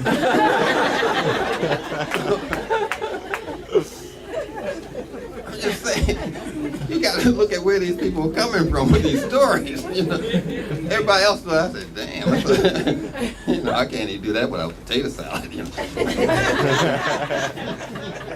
It's just a whole thing. So we're going back and we're attaching culture to things so we can get it, because we're not getting it. We're just not getting it, because we're using a white program to understand something black for us. You got to say, wait a minute, this is a white program. That's good for white people. Because they don't see the world the way you see. I can see my hand out of the corner of my eye. They call it your field of vision. Peripheral field of vision. Asians are here. White people are here. So if you walk over here, white people won't see you. And you say, damn, they walk right by me and act like they didn't see you. They didn't see you. They don't have a big field of vision like you have. That's what I'm trying to say. All of us can identify when you say, they didn't see me. That's right, they didn't see you.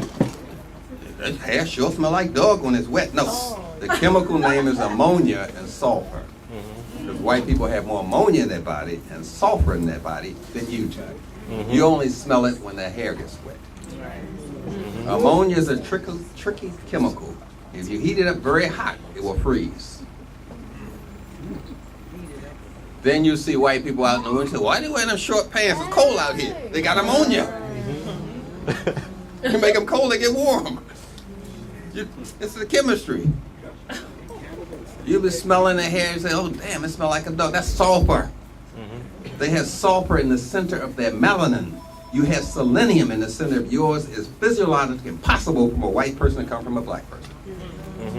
This melanin has sulfur in the center. Your melanin has selenium in the center. A white person cannot come from a black person. Those are physical facts. That's why this man wrote the theory of evolution. He wasn't crazy like you are.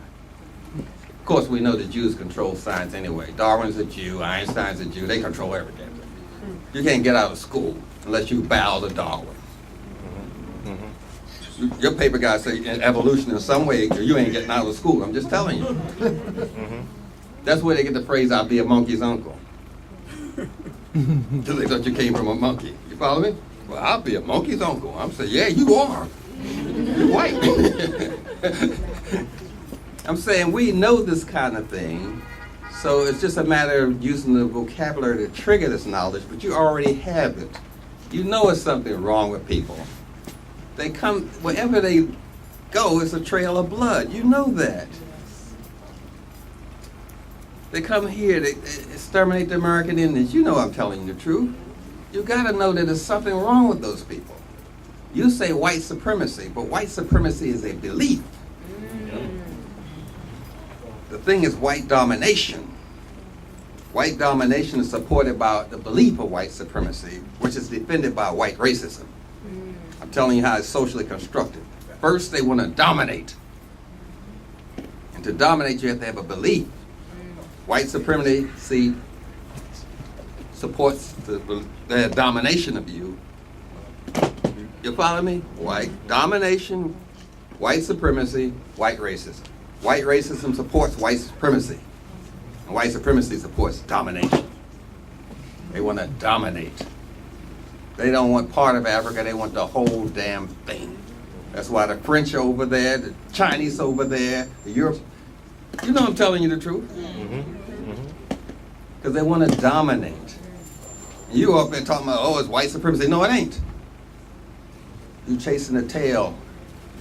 You need to chase the whole damn thing, but you have to, let's get rid of white supremacy. No, you can't. You got to get rid of white culture to do that.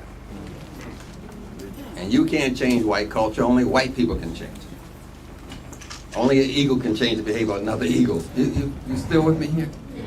You got to come out of that thing so you can get it. Come out of that fantasy. So when I talk about the Europeans, I don't talk about it from a black perspective. I go back to Greek literature who talks about it. So they're shameless, they're thieves. The Greeks said that. And I use the Greek references. The one that said it in modern history was Frederick Douglass when he gave a speech at the 4th of July. I don't know if you, yeah, he said it quite clearly. But I don't want to upset now you cheering, because y'all got to go, and do your white jobs and all that stuff. No, really, you have to do that sort of thing. But there's no way that you can be sane and oppressed. You cannot be sane and oppressed. A sane person would not put up with this stuff. You got to be crazy. As Amos Wilson would say, you got to be out of your mind and into their mind to support this stuff that they're doing. We have the highest epidemic of 8-year-old girls getting pregnant. Black people do. 8 years old. We know from agriculture, from the famous scientist George Washington Carver, some of y'all may know him. He said, a plant that's sickly reproduces quickly. A race that's sickly reproduces quickly. That's what's going on. You show the signs of a race that's sickly. Because you absolutely believe that you can logically explain an emotional illness to a mentally ill person. You can be mentally ill and you can be emotionally ill, which you may call post-traumatic slavery trauma, long word for emotional injury. That's the emotional injury. You can have emotional damaged person. You can have emotional stunted growth. Those are emotional illnesses. You can't find emotional illnesses in a psychology book. You find some post-traumatic slavery trauma. That's an emotional illness. And it's hereditary. It's passed down from one person to the next. But nonetheless, I don't want you to think that you can't be cured of what's wrong with you. There's a lot of cures for a Negro, aside from suicide and death. You know you can't go back in your mother's womb and reorganize yourself correctly. You know you weren't born under African symbolism or principle. You know your mother and father didn't say a prayer to God before they conceived you. That's how it's done. You can say a prayer for a hamburger, damn it. You can say a prayer for a child that's going to be conceived. And sex was a spiritual activity in our culture. God created sex. But you kick sex out of the bedroom, what are you doing? God created sex. So sex is a spiritual activity. But you only see that when you're eating a hamburger or something. You got to put that back into your vocabulary. You got to see this through your African eyes for this thing to get straight. And a lot of y'all try, you know, when you're doing, say, oh, Jesus, this stuff's good. You know, I mean, you're trying, you know. But I'm talking about a formal activity. Because the marriage ceremony is not for the preacher, it's for the couple. So every year, every 6 months, you can change your ceremony because that's just your objective as a couple for that year. Are you still with me? That's what the ceremony is for. It's for you. It's not for the preacher. So you change that objective. Say this we're gonna focus on this, you know, and you change it because the ceremony is for you, not for them. It's your program, whatever you're working on for that year or that 6 months. But we're following the Europeans. I mean, we're following.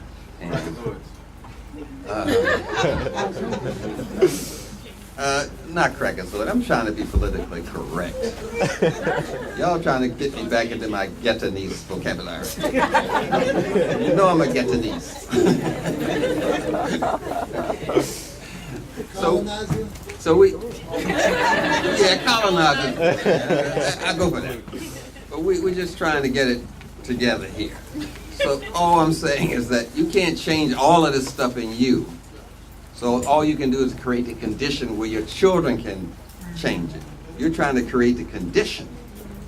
So don't try to get all of this, you with somebody and all of a sudden you're a vegetarian, all of a sudden you deep breathing, you know, all of a sudden you don't pick your nose, you're trying to be all proper and everything. Trying to squeeze out a part when you used to blast them out. You know, you're squeezing them out now, all proper and everything. Funky Negro. So we can't change all of this stuff in ourselves or in our mates, but we can set the condition for this change to occur. Now, as I mentioned, you want to eat things in their original godly state. You want whole wheat, you want whole corn, you want to eat it in this state to keep you in your whole state. Because the birthing process, as Dr. Wilson would say, how you were born shapes your intelligence for the rest of your life. And how your mother carried the pregnancy straightens. This has an effect on you. We call it epigenetics in the white language. This has an effect on you. Because you see everything whole. The amniotic fluid, I'm trying to get people who are not into this thing. I'm not trying to talk dumb to anybody. I'm just trying to say, just visualize an egg, and the yolk of the egg is you. And that whites of the egg is what we call amniotic fluid. And the shell of the egg is the placenta. Is everyone with me? The placenta grows from the baby. The placenta is not part of the mother. Let's get it all straight here. This amniotic fluid, which is called Aman, if you're into our culture, the fluid of Aman, holy waters, amniotic fluid. The baby's in this fluid, and in this fluid is what we call electrolytes. And electrolytes give off sparks like lightning. So when that baby sees these yellow, bright sparks, it knows it's associated with anger. The baby knows when the mother's angry, is what I'm telling you. Because it changes the pH of the amniotic fluid. I don't want to get too science stuff in here.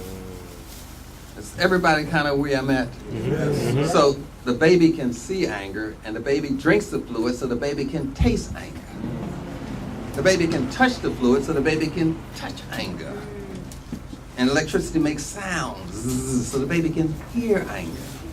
To the baby, anger is holistic. We call this fixed behavior. So whenever I want to bond you to anything, I go back to your original program. I have New York with a flower. I have New York with a fruit.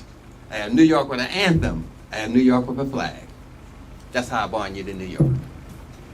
Does everyone follow what I'm saying? I'm going back to your original fixed behavior to bond you to New York. That's why schools have flags, schools have colors, basketball teams have flags, because they're using your original behavior, your original program to bond you to it. It's no accident. It is no accident. So I'm going back to that and saying we missed all of that because the baby is holy. So everything the baby sees, touch, smell is holy. And the baby can't talk Swahili, English, or Spanish, so the baby talks emotions. That's why women are more emotional than men. They have a larger talk center than men. They talk to themselves more and talk to other women more and talk to you more. And you say, what's wrong with her? I'm saying she's locked into the program of her brain. She can't escape her brain. So what is happening is, since we don't know that, we get all confused because we're trying to look at our brain as if it's a white brain. It ain't happening there. Everything has to be holistic. That's what our ancestors did. That's why they had colors on these people, hawks on it. All they used the whole program to bond you to the ma'at, truth, justice, reciprocity. Are you still with me? That's our Africanness in us. But there's nothing wrong with being a Negro with a warranty, of course.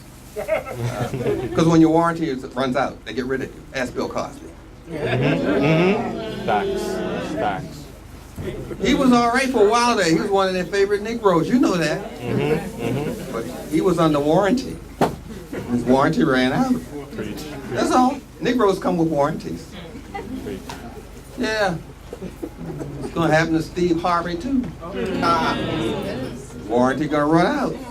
I tried to tell these people that. I tried to tell OG that. I said, OG, your warranty going to run out.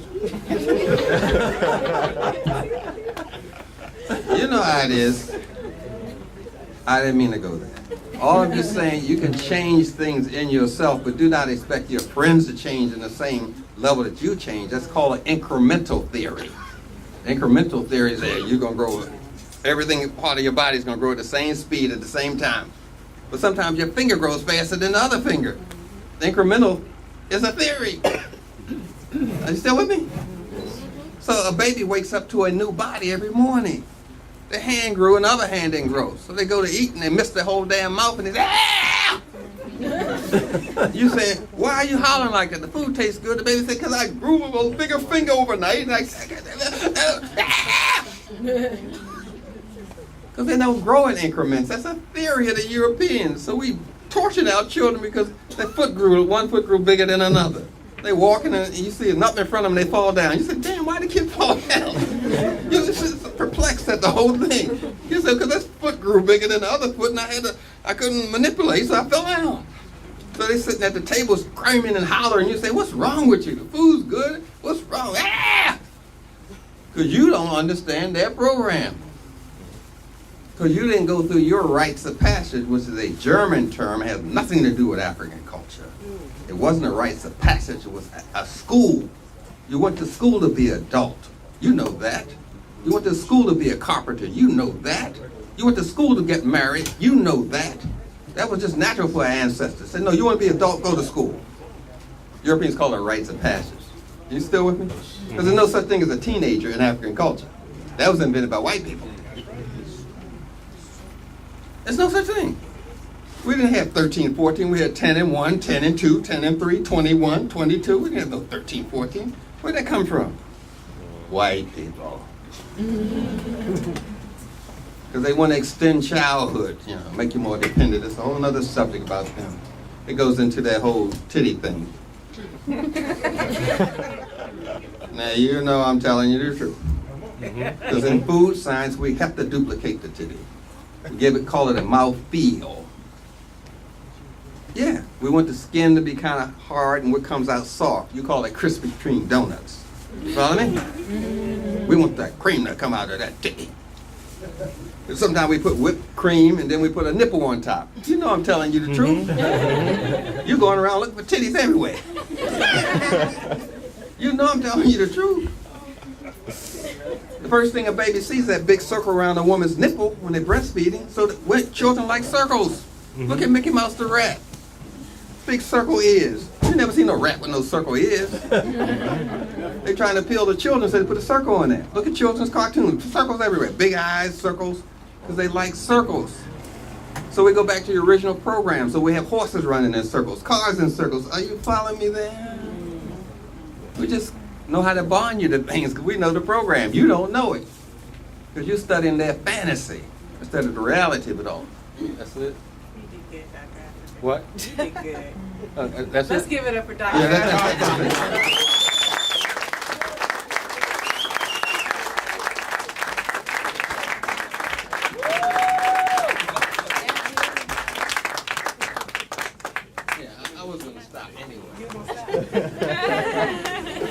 Let's give it up for Dr. Atwood. Let's give it up for them one more time. And Mr. Clipson in the house, let's give it up for him as well. I decided, how many of you have ever been told you are full of shit? Anybody? I've been told that. Anybody? I've been told that. Now, if you ain't got that handle, you ain't never been told that? Never? Wow. Well, I tell you what, I want to explore the fact to see if they were telling the truth. Okay? I want to see if they're telling the truth. We're going to talk about digestion. Okay? So we're going to go literal. Okay? Just hang in there with me. I know that sounds a little crazy, but hang in there with me.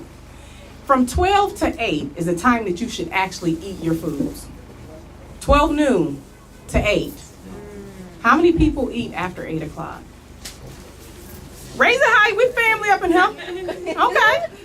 So after 8 o'clock, your body's actually supposed to assimilate, which is break down. Okay? And between 4 and 12 noon, your body's actually getting rid of the waste. So who gets up in the morning and eats that breakfast? Who does that? Who gets up and eats before 12 o'clock? Tell the truth now, I'm looking. I'm in all your business. I see you over there, and I see you over there, and I see you over here. Now remember, you're supposed to be eating between what? Okay, and then what happens between 8? What is it? That's right, so 8 to 4 in the morning, what's happening? Digestion. The body's actually trying to digest the food. And then what happens between 4 and 12? Elimination. So what do you think happens when you start eating at, say, 7 o'clock in the morning? 8 o'clock in the morning? What happens? Digestion starts early. Okay, so the digestion, well, you're getting rid, right? You're supposed to be getting rid of your waste. So can the body get rid of waste and while you're eating? No. So I'm telling you, we're going to see if we full of shit tonight. Okay? We're just going to find out. So say you ate after 8 o'clock. Okay? And say you do this a lot. How many people eat after 8 o'clock a lot? Uh-oh, my shit meter's going off. Because you understand, you breaking some rules. Now we know what time we're supposed to eat. We know what time the body breaks down. We know that, right? And we know what time we're supposed to eliminate. Let's try it again, because you know I like to do this. Make sure everybody knows what I'm talking about. What time are you supposed to eat?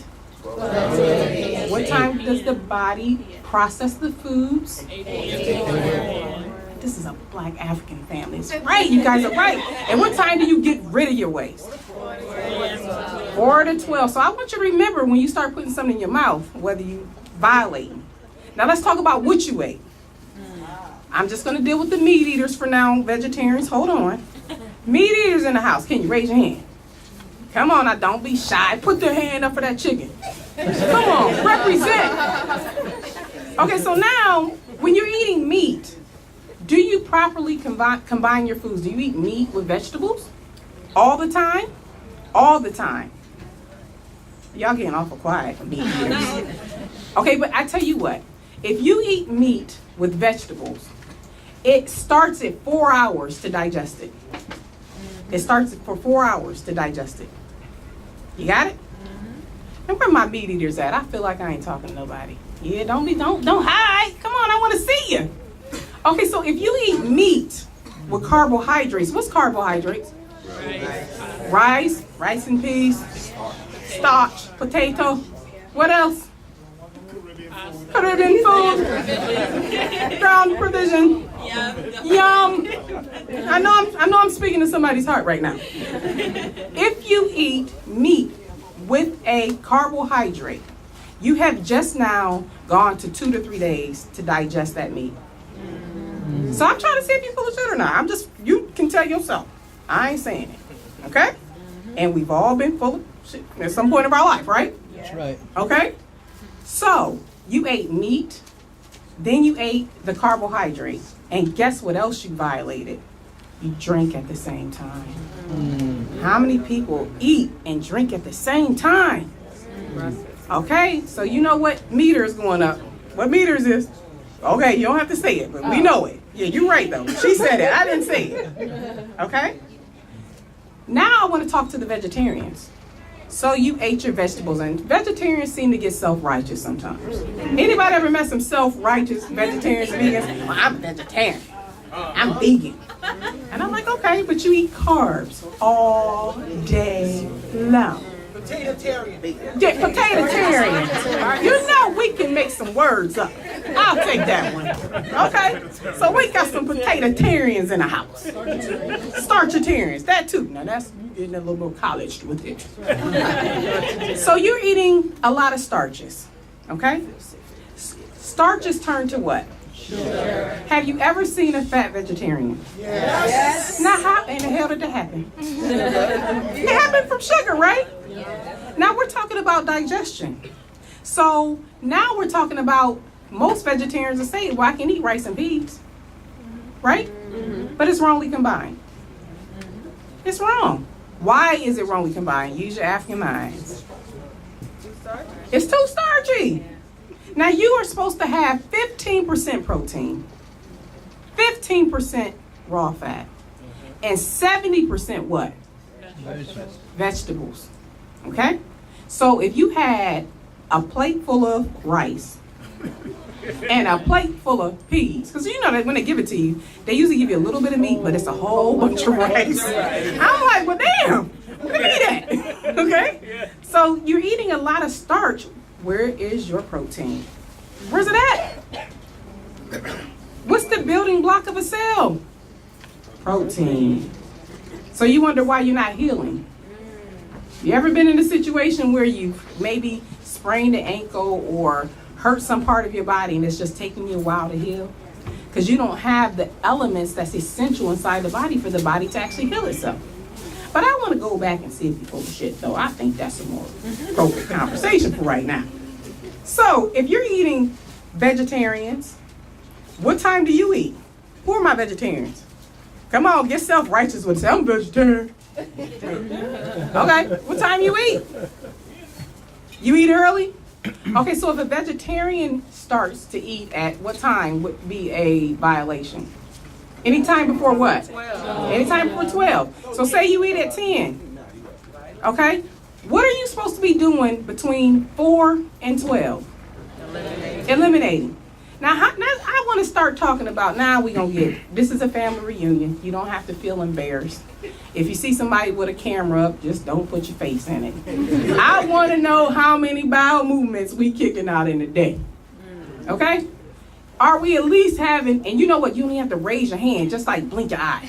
Blink your eye. Are you at least having one bowel movement a day? Come on, just blink your eye if it's just one bowel movement a day. Okay? One bowel movement. Got one? Okay. Now let's see if we can get 2 bowel movements a day. How many people do 2 bowel movements? Just blink your eye twice.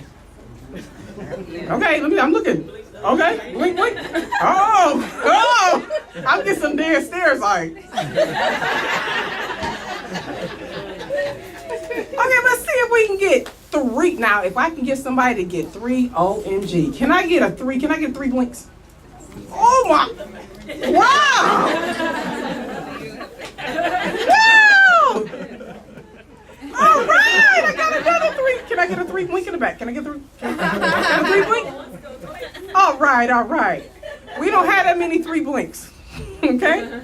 Now, when you're having a bowel movement, you sometimes think that you're getting rid of the previous day's food. But guess what? You're full of? That's right, because it's not the previous day, because guess what? You wrongly combined your food. And if you're eating meat, and then if you're eating meat, and you're eating it wrong, how long is it going to take at least to get that food through your system?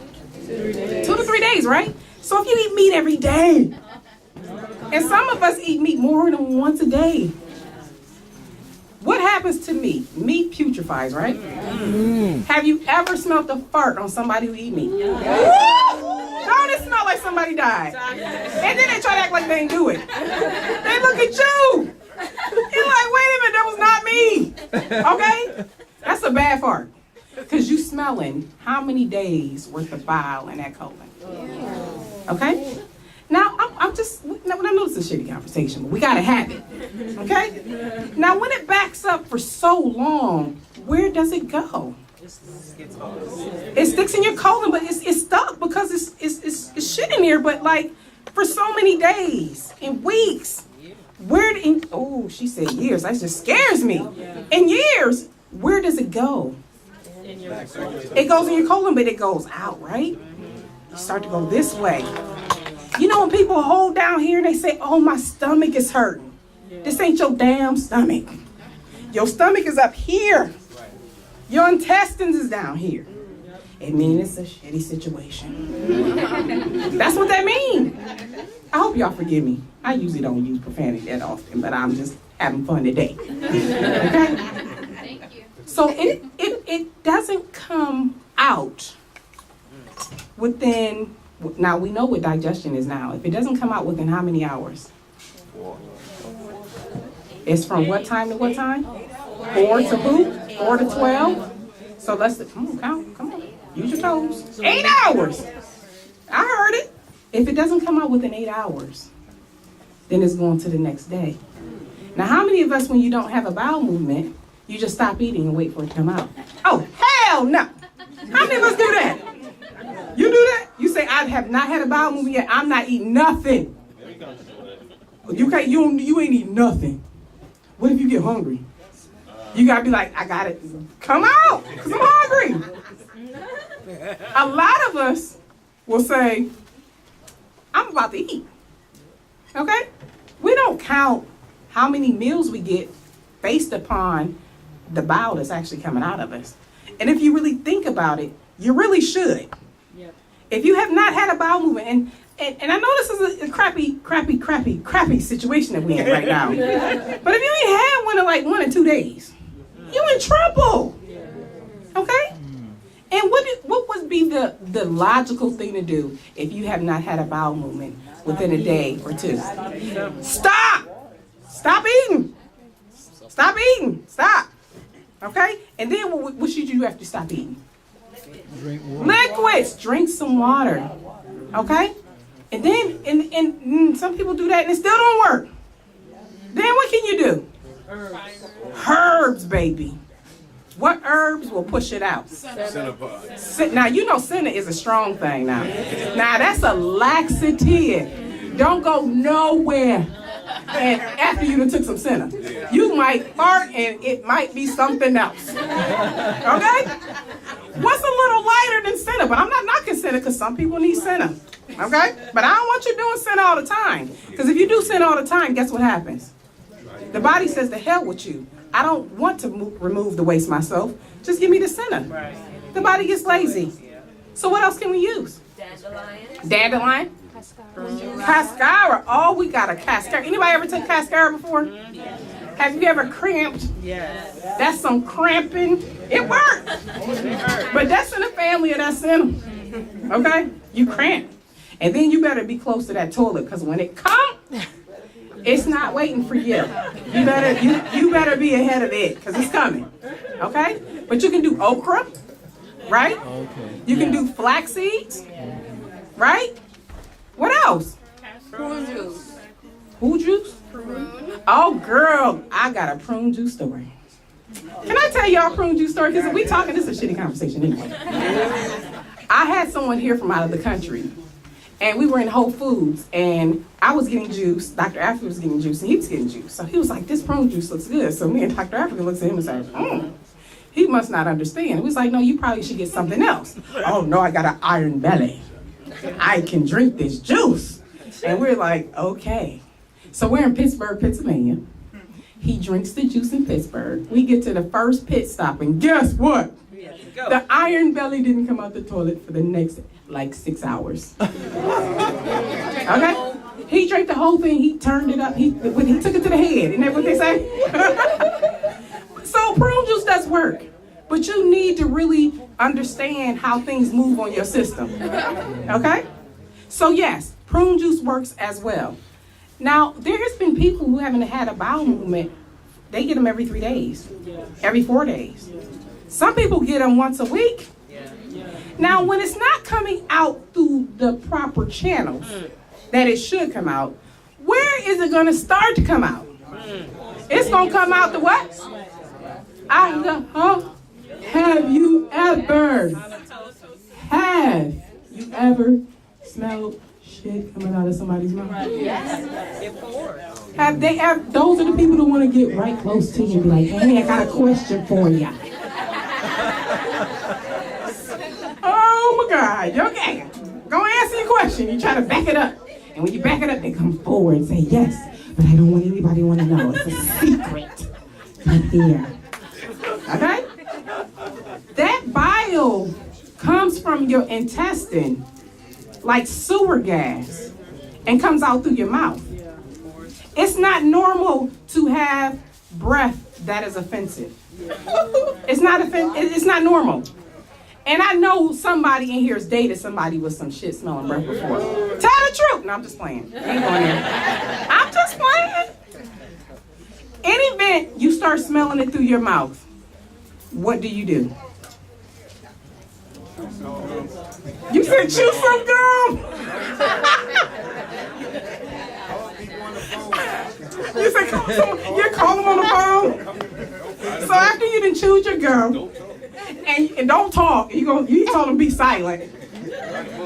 What can you do? Because some people have offensive breath and they don't know what to do about it. A lot of us don't floss correctly. That's first and foremost. I just want to get because you think everyone knows and they may not know that there's food that can stay in between your gums, okay?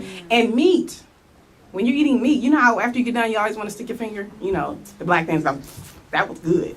Well, you might not get all that meat in from between your teeth, so the smell can start coming from your gums, but when it's that stuff that is all 24/7, like it's not just a floss thing, what do you have to do? Come on, family. Okay, fasting is not a bad thing, but there's most people who won't fast, because to fast, you can't eat anything for 3 days. Your fast starts on the 3rd day of no eating. It starts on the 3rd day. It starts on the 3rd day. And some people say, well, I'm on a juice fast. Well, if you're drinking juice, you're really not fasting, because drinking is eating. It still has to go through the digestive process. So we're going to do the same thing. We're going to do a 911. If it was me, my breath smell like, I'm going to go ahead and I'm going to do the suppository or colonic, animal. I'm going to do an animal. I'm telling you, I'm going to do dire things. I'm going to get that bottom part out. An enema is not going to take out the whole colon. You understand? That shit is back up in here. And you know what? Let's figure out how it starts. I know she looking like she can smell it. She like, when we going to get off this? So you have the small intestine. The small intestine is right here in the middle. That's the small intestine. Does everybody know that? And then you have the ascending colon. Draw up. Ascending colon. Transverse colon, descending colon, sigmoid, and then it's out. So just think, you got a back up here, which is a sigmoid. You got a back up here, which is the what? Descending. And then it's backed up here, which is what?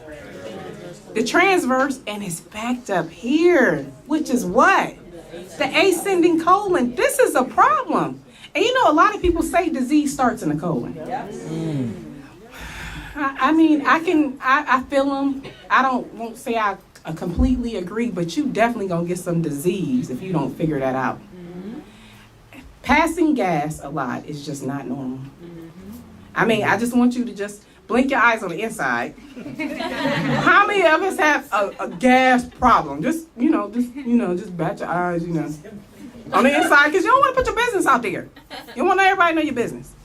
But if you got a gas problem, the sewer is backing up. Okay? Now meat what? Putrefies. And what does fruit do? Ferment.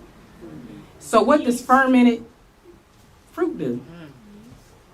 Alcohol. Now, see, I knew somebody was going to be, give me a high five in there. That's why people drink alcohol. It's fermented, what? Fruit. So you ate the fruit. You're wrongly combining fruit now. Did you know you could do that?